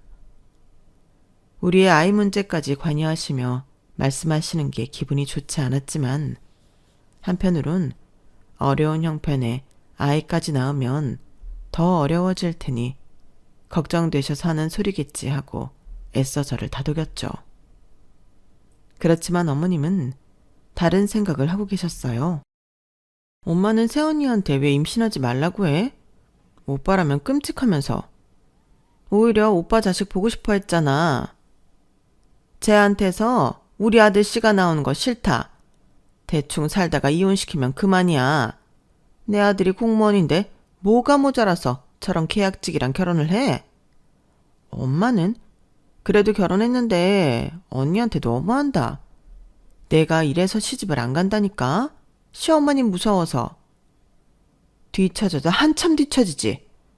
아휴. 공무원인 아들에게 저 같은 며느리는 당치도 않다며 시누이에게 속말하던 시어머니가 너무 충격적이었답니다. 이런 것들을 겪고 나니 제가 시어머니에게 잘하는 이유가 다 무슨 소용일까 싶은 마음이 들었죠. 그동안은 시어머니의 말씀에 토달지 않고 저자세였지만 이젠 달라지겠다 싶은 마음이 들었어요. 또 국인지 찌개인지 모를 것 끓였냐? 어쩜 너는 이렇게 간을 못 봐. 제 입맛엔 딱인데요. 드시지 마세요. 뭐? 너 지금 뭐라고 했냐? 어머님 그렇게 못 드시겠으면 드시지 말라고 말씀드렸어요. 그럼 되겠죠. 처음 어머님에게 말대꾸를 하고 심장이 얼마나 콩닥거리던지. 시어머님은 본인도 어이가 없는 듯 저를 한참이나 노려보았지만 많이 놀라신 듯 보였어요. 저 역시 이제 눈치 보지 않기로 했기 때문에 당당하게 지내기로 마음을 먹었어요. 여보, 미안해. 아까는 놀랐지. 나도 사람인지라 어머님 참기가 힘드네. 아냐, 당신 마음 충분히 이해해. 괜찮아. 그래도 당신 마음이 안 좋았을 것 같아서 미안하기도 하고 그러네. 괜찮으니까 네가 하고 싶은 대로 해. 남편은 언제나 제 편임은 변함이 없었어요. 그럼에도 고된 시집살이가 이어졌지만 그래도 면역이 생겼는지 참고 사라지는 나날들이 되었어요. 살아가는 세월이 1년 1년 될수록 저 역시 살아가는 본능을 알게 됐거든요. 그리고 결혼한 지 2년째 되던 해에 전 임신을 하였고 시동생도 결혼을 한다고 했어요. 전 결혼해서 2년 만에 가진 소중한 아이였지만 시동생은 임신을 하고 결혼을 하는 것이었어요. 어머님께도 새로운 며느리가 생겼지만 손주도 둘이나 생기게 되었어요. 아우, 넌 뭐 한다고 이런 걸 사오니? 몸도 무거운 애가. 얘 큰애야, 과일 내와라. 어머님도 결혼하는 마당에 이렇게 인사는 해야죠. 저희 엄마가 이 정도는 준비해 가는 거라고 하셔서요. 역시 배운 집이라 달라도 정말 다르다. 어머님은 눈에 띄게 동서를 참 예뻐하였어요. 동선의 부모님이 교사인 것도 크게 작용을 했지만 제가 봐도 싹싹하고 예쁜 동서를 좋아하실 거라고 생각이 들었거든요. 그리고 어머님은 그때부터 조금 잠잠하던 시집살이를 다시 이어나가셨어요. 에휴, 너 보니까 또 우리 큰애가 안타깝고 그런다. 너 같은 애를 만났어야 했는데 하필 저런 애를 만나가지고. 왜요? 형님 주방일도 잘하고 좋은데요? 저 정도 되기까지 내가 가르친 거야. 아, 맞다. 넌 아기 가진 몸이니 꼭 조심하거라. 주방에서 다가상을 준비하면서도 어머님은 동서에게 저에 대한 얘기를 하면서 상실감과 무력감을 주셨고 그 얘기를 듣던 동서 또한 웃음으로 킥킥대며 시어머니 비위를 잘 맞춰주었답니다. 어머니 시집살이는 나름 잘 견뎠다고 생각했지만 임신을 한 몸이라 그런지 호르몬 때문에 더욱더 힘들게만 느껴졌어요. 그리고 그날 이후부터 깍듯하던 동서 또한 시어머니와 마찬가지로 저를 은근히 무시하면서 업신여기는 것이 느껴졌어요. 시어머니 시집살이에 더불어 동서의 시집살이까지 더해졌죠. 너만 하는 임신 아니니까 유난 떨지 말아라, 어? 그러길래 내가 일 좀 더 하다가 임신하라고 했지. 꼭 내 말을 안 듣고는 힘든 티를 내니? 어머님, 저 조상기가 있어서 누워있는 게 제일 좋다고 했어요. 네 동서도 그렇단다. 네가 이럴 때 동서 수발 좀 들면 좀 좋아? 저도 임신 중인데 어쩜 그러세요. 너랑 쟤랑 같니? 겨우 고졸의 계약직 시청 직원이랑 국민학교 교감 딸이랑 같아? 뻔뻔해도 유분수지. 이 집은 얼마나 대단하다고 그러세요? 참다 못한 저도 시어머니에게 악다구니를 쓰며 대들었고 그렇게 출혈로 인해 응급 제왕절개 수술을 하게 되었답니다. 다행히 아이와 저는 무사하였지만 시어머니는 이 또한 제 성격 문제라며 탓을 하였어요. 순진한 척 착한 척 하던 네가 결국 본색을 드러낼 줄 알았지. 그러니 애도 빨리 나오지. 너 우리 장손한테 문제 있으면 가만 안 둘 줄 알아? 엄마, 그만 좀 하세요. 지금 이 사람 힘들어하는 거 안 보이세요? 너 우리 장남 맞냐? 내 잘못이야? 제가 어쩌다 이 지경이 됐는데 나한테 악다구니 쓰다가 저 지경 된 거라고. 엄마가 오죽하셨어야죠. 그만하세요. 병실에서도 남편은 제 편을 들어주며 시어머니를 말렸어요. 그렇게 저희는 정말 서로 안갚음만 깊어갈 뿐이었죠. 그리고 제가 아이를 낳고 본격적으로 산후조리를 하는 동안 동선에 또한 결혼을 마쳤고 시동생의 직장 위치로 인해 시댁과 조금 가까운 곳에서 신혼을 시작하게 되었어요. 그로 인해 저희는 동선에와도 부대끼며 살아가야 했죠. 그리고 결혼 후 동서도 머지않아 예쁜 딸을 낳았고 딸을 낳아서인지 동서는 둘째를 꼭 아들을 낳고 싶어 했어요. 시어머니가 저는 미워하시지만 그래도 제 아들은 끔찍이 예뻐하셨거든요. 그래도 이 부분 때문에 조금은 참을 수 있었던 시집살이었죠. 저랑 이 사이에서 아들 하나만 나온다면 어머님 더할 나위 없으시겠죠? 그럼 당연하지. 네 머리 닮으면 얼마나 똑똑하겠니? 자식은 엄마 머리 닮는다잖아. 아들 하나만 낳아봐. 그러게요. 자식은 엄마 머리 담는다는데 우리 집 장소는 어째. 은근 어머님과 제 사이를 더욱더 악화시키려고 하는 동서를 볼 때마다 기가 차고 유치했지만 그저 본인이 아들을 못 낳은 것 때문에 괜한 자격지심이라고 생각이 들었어요. 시어머니의 남아 선호 사상으로 인해 재산 문제가 있을까봐 그랬던 것이었죠. 그래서 그런지 동서는 집에 방문할 때마다 늘 어머님 선물을 바리바리 싸들고 와서 어머님 사랑을 독차지하기도 했으며 저와는 더욱더 비교되게 행동을 많이 했어요. 저 역시 따로 그런 행동을 하지 않았기에 비난할 자격은 없지만 가끔 유치하기도 했죠. 그럼에도 전 신경 쓰지 않았답니다. 어차피 시어머니와 제 관계는 풀어질 관계가 아니라고 생각했고 동서가 아무리 저렇게 해도 전 눈 하나 깜짝하지 않았거든요. 하지만 이 와중에 더욱더 마음 상하는 일이 발생했어요. 장모님 허리 수술비라고 하면 내가 당장 해드려야지. 뭘 고민하고 있어? 아니야, 여윳돈 있어서 이걸로 할게. 됐어.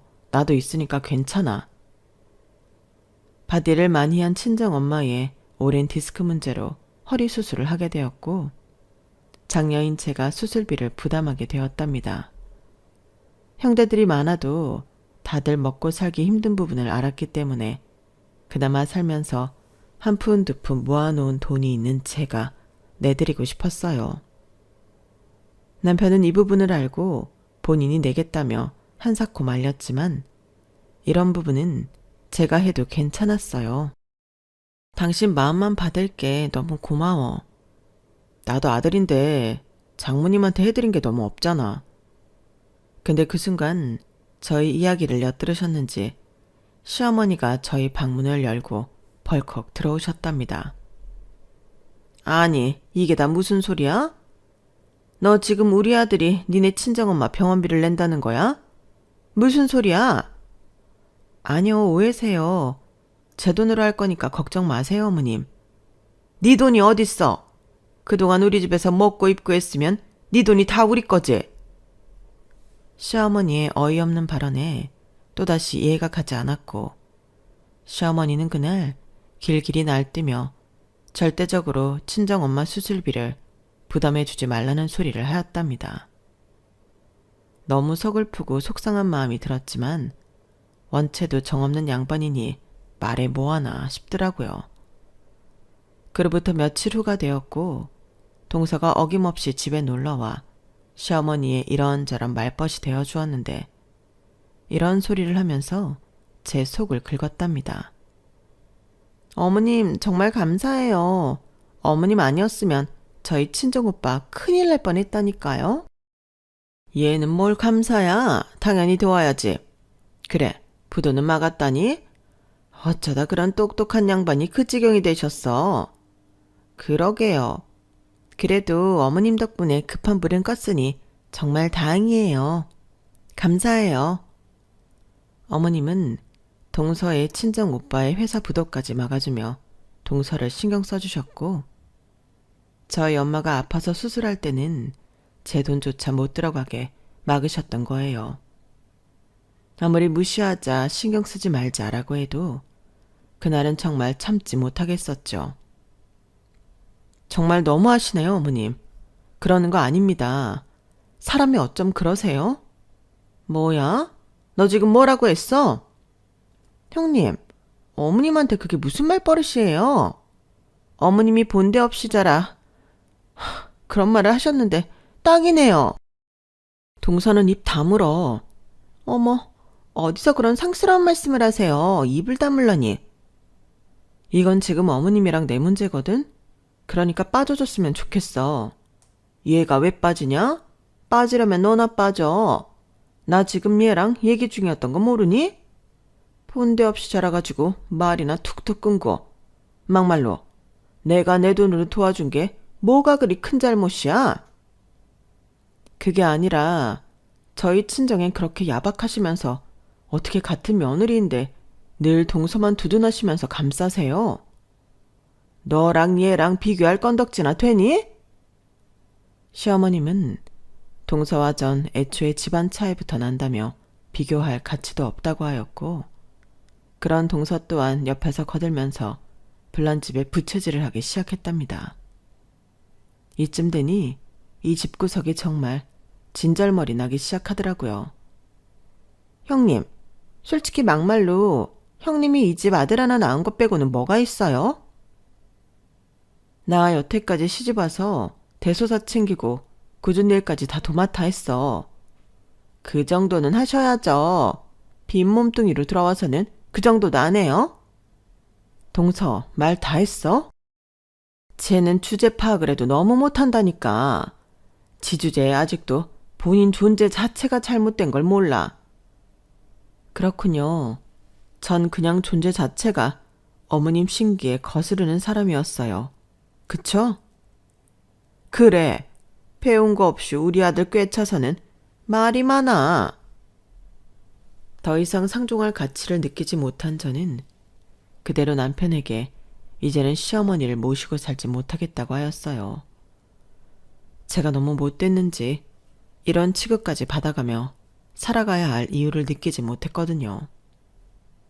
남편 또한 저를 참 많이도 위로해 주었답니다. 미안하다. 내가 부족해서 당신이 이런 대접받고 살아. 다 내가 못나서 그래. 아니야. 내가 아무리 잘하려고 한들 이미 내 배경이 그렇게 싫다고 하시는데 어쩌겠어. 내가 못 맞춰서 미안해. 여기까지인 것 같아. 결국 저희는 그날 많은 대화를 하게 되었고 분가를 하기로 결심을 했답니다. 시어머님은 저희의 분가 소식을 듣고는 남편에게 참 많이도 길길이 날뛰시더라고요.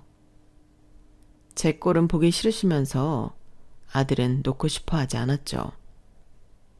쟤 때문에 분가하니? 쟤가 그러제? 내가 언젠간 이럴 줄 알았어. 어머니, 이제 저희 식구끼리 나가 살게요. 이 사람이랑도 한동안 안 보시면 어머니도 더 나으실 거예요. 내가 왜 우리 아들이랑 못 사냐? 어? 저한텐 가정이 있잖아요. 계속되는 시어머니의 설득에도 이미 완강히 저희는 분가를 하기로 결심을 했어요. 그렇게 집도 알아보고 우리 식구끼리만 살아볼 생각을 하니 참 마음이 많이도 들떴답니다. 그러던 중 친정 엄마께서 긴급 호출을 하셨어요. 자, 이거 얼마 안 되지만 받아서 이사하는데 보태. 너한테 해준 것도 없어서 참 많이도 걸렸는데 이거 써라. 엄마, 이거 뭔데? 됐어. 엄마가 가지고 계셔. 난 아직 일하고 있고 이사방도 있잖아. 이런 거 안 줘도 돼요.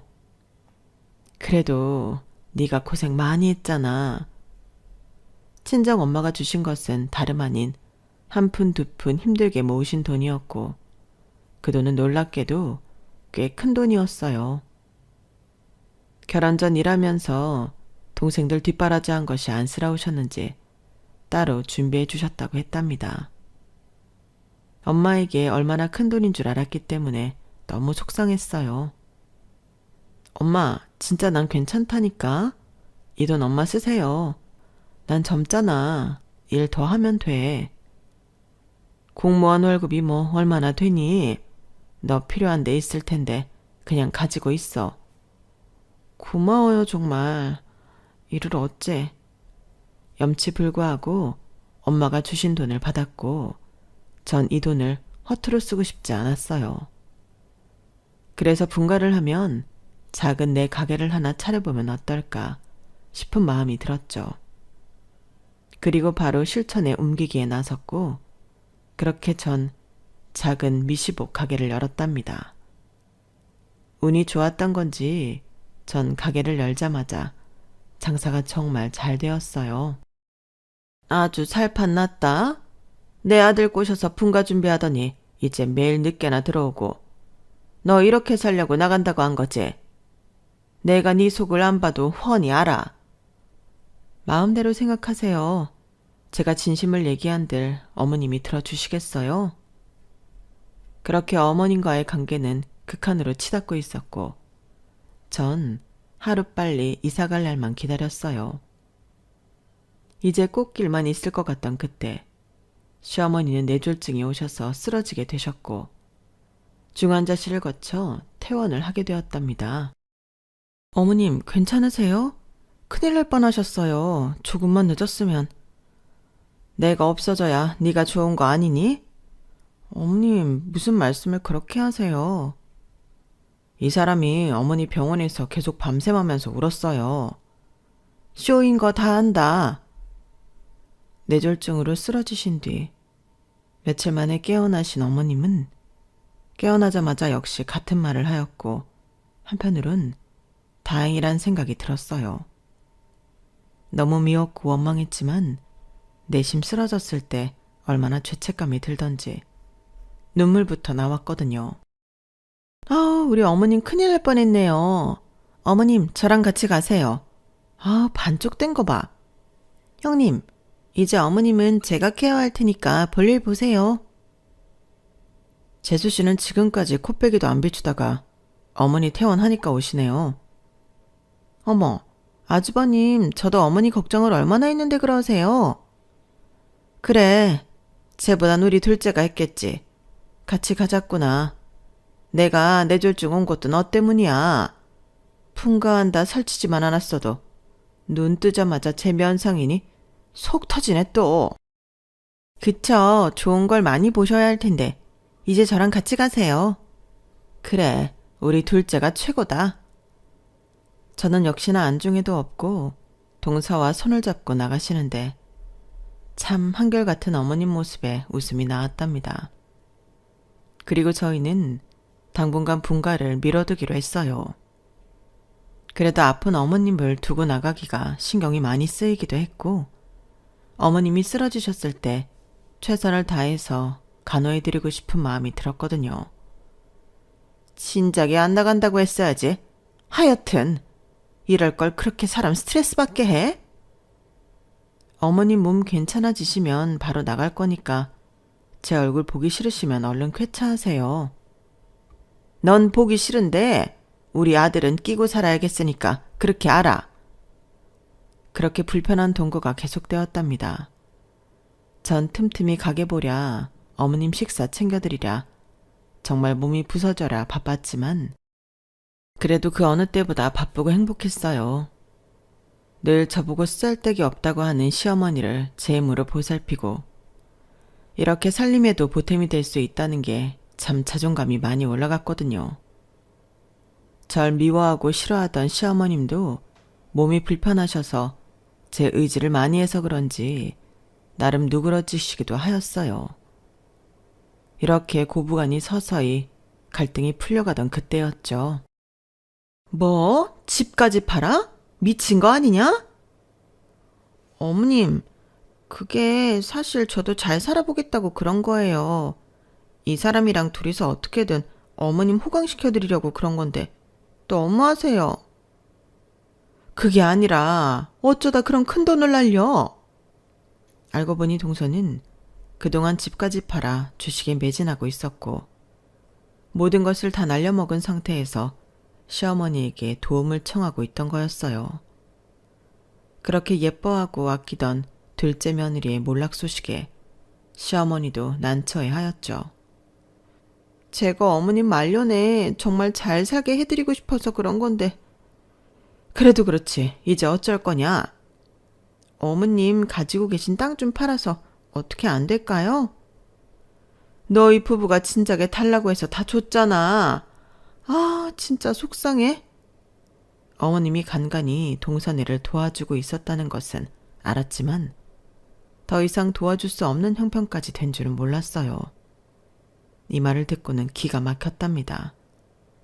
하지만 원래도 바라는 게 없었기 때문에 전 아무렇지도 않았죠. 그럼 저희가 여기에 들어와 사는 건 어때요? 어차피 형님네는 분가하기로 하신 거잖아요. 저희가 들어올게요. 뭐? 너희가? 동서, 얘기 중에 미안한데 지금 어머님이 몸이 많이 안 좋으시잖아. 그래서요. 형님은 빠지세요. 뭐? 무슨 말이 그래? 그리고 어머님 몸이 안 좋으신데 동서가 일일이 케어할 수나 있겠어? 허이고, 고양이 쥐 생각해주냐?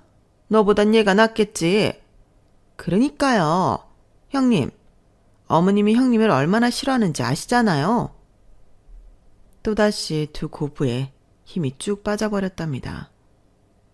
어머님께 정말 잘해드리고 싶었고, 그래도 마지막에 관계 개선에 여지가 있다고 생각했는데, 어머님이 동서 앞에서 저리 말씀하시는 바람에 역시나 힘이 빠져버렸죠. 그래, 그럼 언제 들어올 수 있어? 당장이라도 가능해요. 어머니, 저희가 진짜 잘 모실게요. 아, 맞다. 형님. 그리고 돌이라는 게 원래 장남이 부모님을 모시는 거잖아요? 근데 저희가 모시는 거니까 월 100만 원씩 주세요. 동서, 어머님 잘 모실 수 있어? 당연하죠. 형님보다야 제가 100배 낫죠. 그리고 어머님도 그게 더 편하실 테고요. 그쵸, 어머님? 그래, 너 그렇게 장사 잘 된다며. 네 동서한테 살림꾼이 생활비 100만 원씩 줘라. 두 고부의 뻔뻔한 발언에 할 말을 잃었고 또다시 시어머님의 억지스러운 모습과 동서의 이기적인 모습에 없던 정까지 떨어졌어요. 그렇게 저흰 분가를 하게 되었어요. 남편은 오히려 잘 되었다고 하더군요. 내가 당신한테 할 말이 없다. 참 미안해. 어머니도 왜 저러시는지. 아니야, 당신도 충분히 할 만큼 했어. 나 이제 정말로 당신 식구들 신경 하나도 안 쓸 거야. 그것만 알아도 너무 섭섭해하지 말라고 미리 말하는 거야. 그렇게 저희는 이사를 가게 되었고 전 동서에게 만며느리의 도리는 다 해야 할 것 같아 월 100만 원씩 흔쾌히 준다고 하였답니다. 동서는 제가 100만 원씩 준다고 하자 입이 찢어지게 웃더라고요. 형님도 어머님이랑 사이 안 좋으신데 이렇게 지내는 것보다 훨 나으실 거예요. 어머님은 제가 잘 모실게요. 그러니까 너무 걱정하지 마세요. 그래, 잘 모셔. 나보다 잘하겠지. 너 우리 아들 밥 굶기지 마. 시어머님은 끝까지 저희가 나갈 때 제 얼굴도 보지 않으셨답니다. 뭐가 그렇게 저한테 화나는 게 많으신 건지. 그때도 의아했지만 이젠 더 신경 쓰고 싶지 않았어요. 전 그렇게 의류 사업에만 매달렸고 오히려 사업이 훨씬 더 잘 되었어요. 제 사업이 잘 된다는 소식을 시어머니와 동서도 들었는지 왜 한 번을 안 놀러 오냐며 동서가 은근슬쩍 전화를 하더라고요. 하지만 이젠 바쁘기도 하고 신경 쓰고 싶지 않았기에 그 전화조차도 무시했어요. 그러자 동서가 가게로 찾아왔답니다. 형님, 장사 되게 잘 되시네요? 내가 사업에 소질이 있더라고. 그럼 100만 원이 아니라 200씩 주셔야겠는데요? 어머니 저한테 맡겨놓고 이렇게 혼자만 잘 나가면 안 되죠? 동서, 나한테 돈 맡겨놨어? 형님이 모시던 어머님 제가 모셔줬으면 당연히 보상을 해줘야죠. 이게 뭔 소리야? 인간 맞니? 전 동서의 말이 끝나자마자 꽃병에 있던 물을 얼굴에 확 부어버렸답니다. 그러자 동서는 허둥지둥 놀랐어요. 이게 뭐 하는 짓이에요? 어머님 모시는 걸로 돈을 달라니. 참 할 말이 없다. 어머님 옆에 착 붙어서 나 무시하고 업신 여길 때부터 인성은 알아봤지만 이 정도 말종인 줄은 몰랐어. 아픈 노인네 나한테 방치한 당신은 오히려 저한테 어머님을 본인에게 떠맡겼다며 길길이 날뛰고 화내는 동서를 보니 정말 기가 찼어요. 그리고 동서는 그것도 모자라 어머님과 살면서 본인이 얼마나 힘든 줄 아냐며 하소연을 해대기 시작했죠. 내가 그 아픈 노인네 모시면서 얼마나 힘든 줄 알아요? 다 알면서 모른 척하기 있냐고요. 내가 얼마나 힘들면 여기까지 왔게요. 그러니까 200 주세요. 저 요즘 돈 없어서 죽겠어요. 남편도 저 주식 말아먹은 뒤로는 인간 취급도 안 한다고요. 내가 그런 사정을 알아야 해? 그리고 어머님이 동서한테 얼마나 잘했는데 이제 와서 이런 식이야. 그래봤자 이젠 저한테 도움 안 되잖아요. 그런 말 필요 없고 전 돈이 필요해요. 동서의 말에 할 말을 잃었어요. 저도 어머님을 좋아하는 건 아니지만 그래도 이렇게까지 어머님을 생각하는 줄은 몰랐거든요. 한동안 어머님의 재산을 살살 빼먹다 이제 돈이 없으니 저렇게 돌변한 모습도 무서워졌어요. 그래도 어머님은 동서를 참 예뻐하셨는데 동서는 오로지 돈만 보이는구나. 친정 부모님도 대단하시다면서 어떻게 그런 교육을 받았는지 의구심이 든다. 이제 와서 살만하니 제가 만만한가 보죠? 하긴 어머님도 그렇게 사람 볼 줄 몰라서 참 안타깝긴 하다. 그래도 동서의 마음이 진심인 줄 알고 계시던데 이제 나한테 더 이상 어머님 얘기도 하지 말고 돈 얘기도 하지 마. 그 100만 원을 줬던 것도 동서가 어머님을 잘 모시라고 준 건데 맏며느리가 시어머니 떠맡겼으면 책임을 져야죠. 그것도 온전치 않은 어머님인데 진짜 이러실 거예요? 동서는 계속해서 돈을 요구했어요. 참 어처구니가 없었답니다. 사람 인생이 이렇게 뒤바뀔 수도 있는 건지 싶었어요. 동선의 친정 잘 산다며 친정에 부탁해보지 그래. 없이 사는 친정 가진 나한테 왜 이럴까? 참 우습다. 저희 부모님도 이제 정년퇴직하셔서 도와주실 힘도 안 되세요. 이렇게 장사가 잘 되는데 뭐가 아까우신 건데요? 계속해서 돈을 요구하던 동서는 제가 강경하게 나오자 결국 돌아서서 집으로 가버렸어요. 그리고 전 이대로 있으면 안 될 것 같아 다음날 시어머니 댁을 찾았고 시어머니 앞에선 또다시 언제 그랬냐는 듯 알랑방귀를 뀌는 동서의 모습을 보게 되었답니다. 형님이 어쩐 일이세요? 절대 안 오실 줄 알았는데. 어머님이 계시니까 와봐야지. 네가 내 생각하기는 하니? 내가 아픈 것도 다 너 때문이야. 생각해보면 네가 이 집에 들어와서 잘 된 게 하나도 없어. 시어머니는 오랜만에 방문한 저에게 모진 말을 하셨죠. 역시나 동서는 시어머니에게 제 이야기를 하기 시작했어요. 어머님, 어떻게 보면 형님 저렇게 가게도 잘 되고 하는 게 아주버님 덕분 아닌가요? 그렇지. 뭐 가게가 잘 된다고 하던데 잘 돼 봤자지. 제 운으론 어림없어. 철영 씨가 외조를 잘해주는 건 맞지만 그래도 저도 열심히 하거든요. 네가 보고 배운 게 없는데 뭘 얼마나 잘한다는 거냐? 둘째처럼 이렇게 싹싹한 애들이 옷가게는 더 잘하겠다. 그러게요. 형님 말고 제가 했으면 더 잘했겠죠. 근데 형님은 이 집에 생활비 주는 것도 아까워 죽겠나 봐요. 그동안 먹고 입고 여기서 살았으면 당연히 줘야지. 뭐가 아깝다는 거야? 제가 어머님 맛있는 거 사드리고 싶다고 하니까 엄청 역정내시더라고요. 동서는 없는 말까지 지어내며 시어머니 앞에서 저를 완전 이상한 사람으로 몰아갔고 시어머니는 그 말을 찰석같이 믿으시더니 저를 더 나무랐어요. 그리고 전 결심을 하고 난 뒤 이렇게 얘기했어요. 그래, 동서가 그렇게 원하는 100만 원 더 줄게. 그런 식으로 하는데 줘야지. 그러게, 진작 어제 주셨으면 좋았잖아요. 왜 꼭 이렇게 어머님한테 얘기하게 하세요?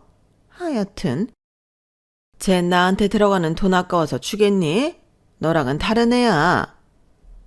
그래요. 어머님한텐 저만 못된 며느리고 사랑스러운 둘째 며느리는 아픈 어머님 모시는 안타까운 며느리죠. 근데 이거 먼저 들어보세요. 전 의기양양한 동서와 어머님에게 제가 그동안 동서와 나눴던 대화 녹음을 들려주기 시작했어요. 동서는 어쩔 줄 몰라 했으며 그곳에는 어머님의 욕과 시집살이를 하고 있는 본인의 처지를 비관하는 내용이었답니다. 이런 걸 왜 녹음을 하세요? 어머님도 아실 건 아셔야지. 어머님한테 금쪽 같은 며느리가 매일 이런 생각을 하면서 살고 있었네요. 이제 어머님 돈 떨어지니까 볼장 다 봤다는데 어떠세요? 너 진짜 이런 식으로 얘기한 거야? 어머님, 그게 아니라 형님이 매도하는 거예요. 동서는 끝까지 아니라고 부인했지만 녹음 속에 흘러나오는 동서의 목소리로 인해 부인할 수 없었답니다. 어머님은 그동안 본인에게 했던 모든 행동들이 동서의 가식임을 알고 충격을 받으신 듯 보였어요. 돈만 밝히는 동서랑 사람의 배경만 보고 판단하는 어머님 아주 잘 어울려요. 이제 좀 빠져드릴 테니 두 분이 말씀 나누세요. 그럼 이만. 전 그 길로 바로 집을 박차고 나왔고 10년의 묵은 채증이 풀리는 것 같았어요. 그리고 전 모든 시댁 식구들에게 동서의 만행을 폭로하기 위해 녹음 파일들을 제각각 사람들에게 보냈고 그 결과 시누이부터 시동생까지 난리가 났어요. 그리고 전 남편에게 시댁과의 절연을 선언했어요. 어머님이 돌아가셔도 이제 난 더 이상 뵙지 못할 것 같아. 한동안 아프시고 갈등이 풀리나 싶더니 역시나 아니더라. 더 이상 인생 이렇게 살고 싶지 않아. 남편은 저에게 미안하다고 했고 그렇게 전 모든 인연을 끊었어요. 시누이는 엄마가 나이 들어서 그런 거다라며 저보고 이해하라고 했지만 시집살이부터 시작해서 상처받은 것이 한두 개가 아니었기 때문에 더 이상 어머님을 뵙기란 힘들더라고요. 그리고 동서는 집 담보로 주식을 날렸을 때도 시동생이 참아줬지만 이번에 이렇게 어머님을 모욕하는 언사를 하는 건 못 참겠다며 이혼을 선언했어요. 이제야 속이 풀리세요? 아니, 안 풀려. 내가 왜 풀리겠어? 그냥 동서가 지은 죄 받는 건데. 형님 순진한 척 착한 척 하면서 남 뒤통수 치는 버릇이네요. 동서에 비하면 난 세 발의 피지. 더 이상 찾아오지 마. 이제 남이잖아. 그래요. 병든 노인네 어디 한번 잘 모셔봐요. 어차피 돈도 다 떨어진 양반. 네, 나도 미련 없으니까. 동서는 이제 돈 없는 시어머니는 미련이 없다며 본인도 이혼을 하겠다고 큰 소리를 쳤어요. 그 일이 계기가 되었지만 아마 살면서 동서와 시동생의 트러블은 어마무시했을 거라고 생각했어요. 그렇게 둘은 빠르게 합의 이혼을 하였어요. 하지만 동서네 집에선 동서가 이혼을 하고 오자 본인 집안에 이혼은 없다며 절대 받아줄 수 없다고 그 상태로 내쫓았다고 하였죠. 그렇게 동서는 오갈 데 없는 신세가 되었다고 했습니다. 본인이 뿌린 잘못이지만 동서 인생은 그대로 종친 거나 마찬가지였어요. 딸도 시동생이 양육을 하는 바람에 매일 볼 수 없었고 경력 단절이 된 동서를 어떤 곳에서도 써주진 않았죠. 수중에 돈이 있던 것도 아니었기에 동서의 인생은 내리막길이었습니다. 재수씨, 아니 이제 재수씨도 아니지. 계속 연락하는 모양이더라고. 다시 합치자고. 참 사람 간사하지. 그러게 그렇게 이혼에 큰 소리를 치더니 역시 본인이 뿌리는 거 거두는 거지 뭐. 남편은 이렇게 얘기하면서도 제 눈치를 살폈어요. 이제 홀로 덩그러니 남은 시어머니 걱정에 저를 보는 것 같았죠. 하지만 애써 모른 척하였고 제가 홀로 남은 시어머니의 모든 것을 묻지 않자 시누이와 시동생이 간곡히 부탁을 했어요. 언니가 아니면 우리 엄마 누가 모셔요. 혼자 저렇게 계시는데 그냥 가게 일하면서 엄마 좀 들여다봐 주세요. 아니요 고모, 제가 왜 그래야 하죠? 어머님도 저라면 굉장히 싫으실 건데 저도 그럴 생각 없습니다. 엄마야, 괜한 자존심 때문에 그런 거죠. 본인이 한 게 있으니 언니가 못 이기는 척 다시 엄마 좀 케어해주면 안 될까요? 고모, 전 어머님 자식이 아니에요. 이렇게 삼남매가 버젓이 있는데 제가 왜 모시나요? 전 그렇게 못합니다. 엄마가 말을 안 해서 그렇지. 그래도 언니 말이라면 싫은 듯 해도 잘 듣잖아요.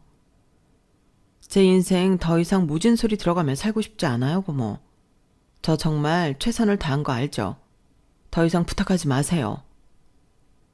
제 말에 남편도 많은 생각을 하더니 결국엔 중대 발표를 했고 어머님은 크게 노하셨어요. 뭐? 날 요양원에 넣는다고? 그럼 어떡해요. 막내는 시집가서 멀리 있고 둘째는 빚 갚아야 해서 지방 내려간다는데. 그럼 네 처는 뭐하고? 엄마가 그동안 제 처한테 어떻게 했는지 모르고 그러시는 거예요?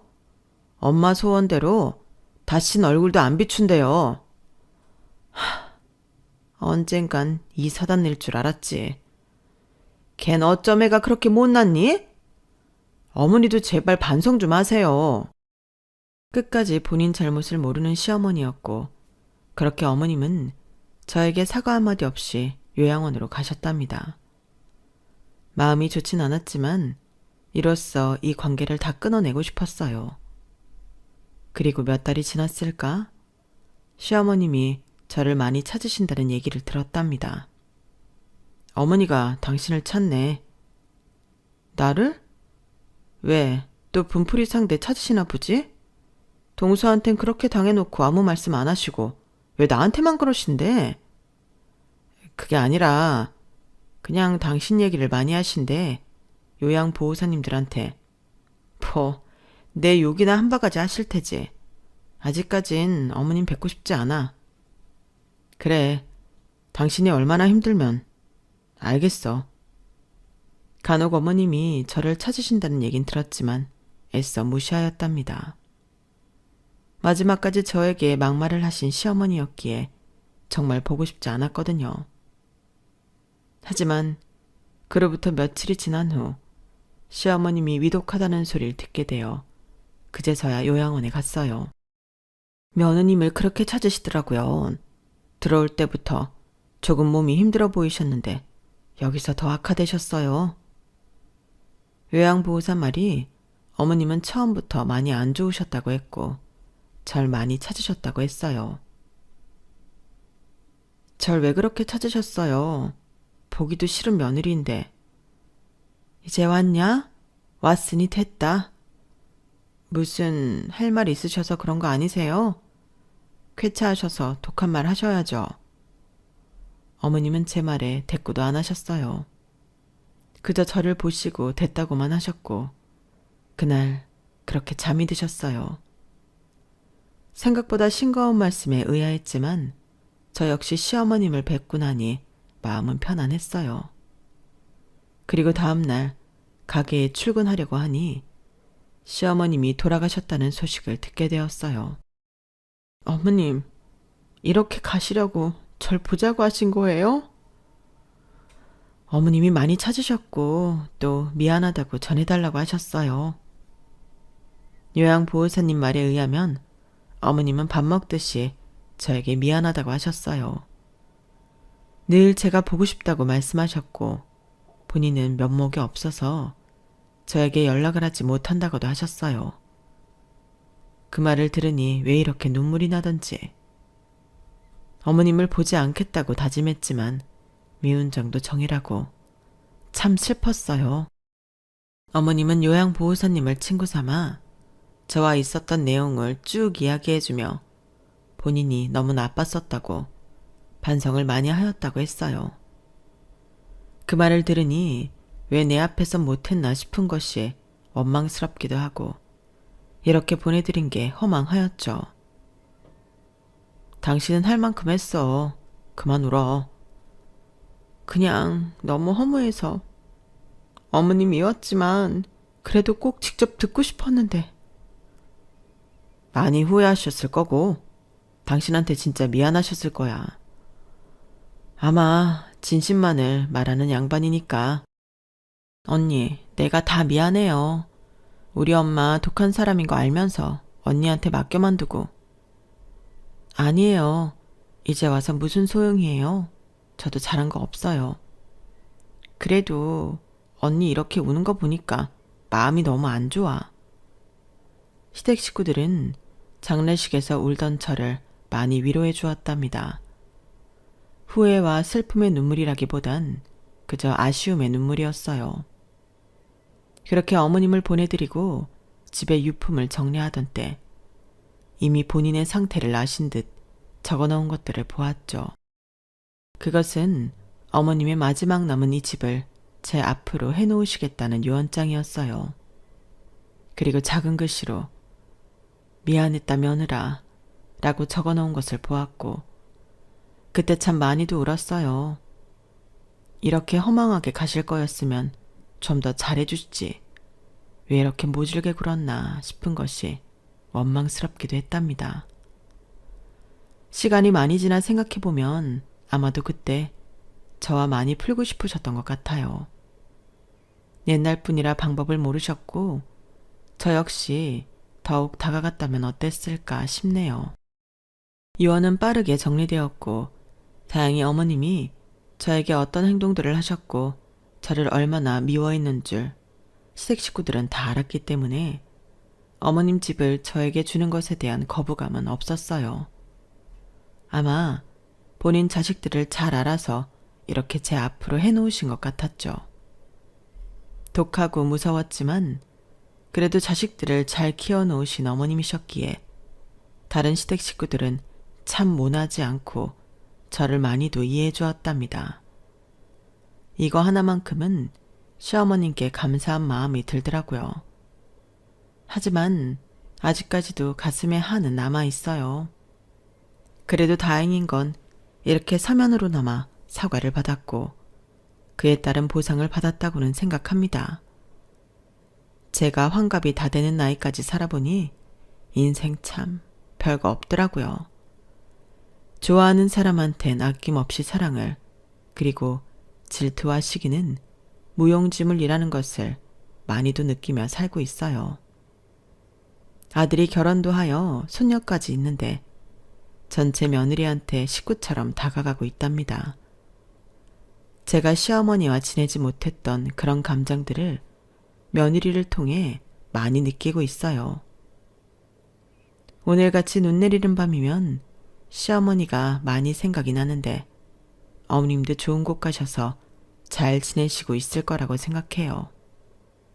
힘든 과거였지만 지금은 추억이 되었네요.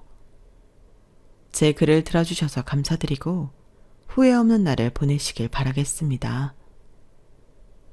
여러분, 사연 댓글에 응원과 현명한 조언 부탁드려요. 좋아요와 구독은 저에게 큰 힘이 됩니다. 오늘도 좋은 일 가득하세요.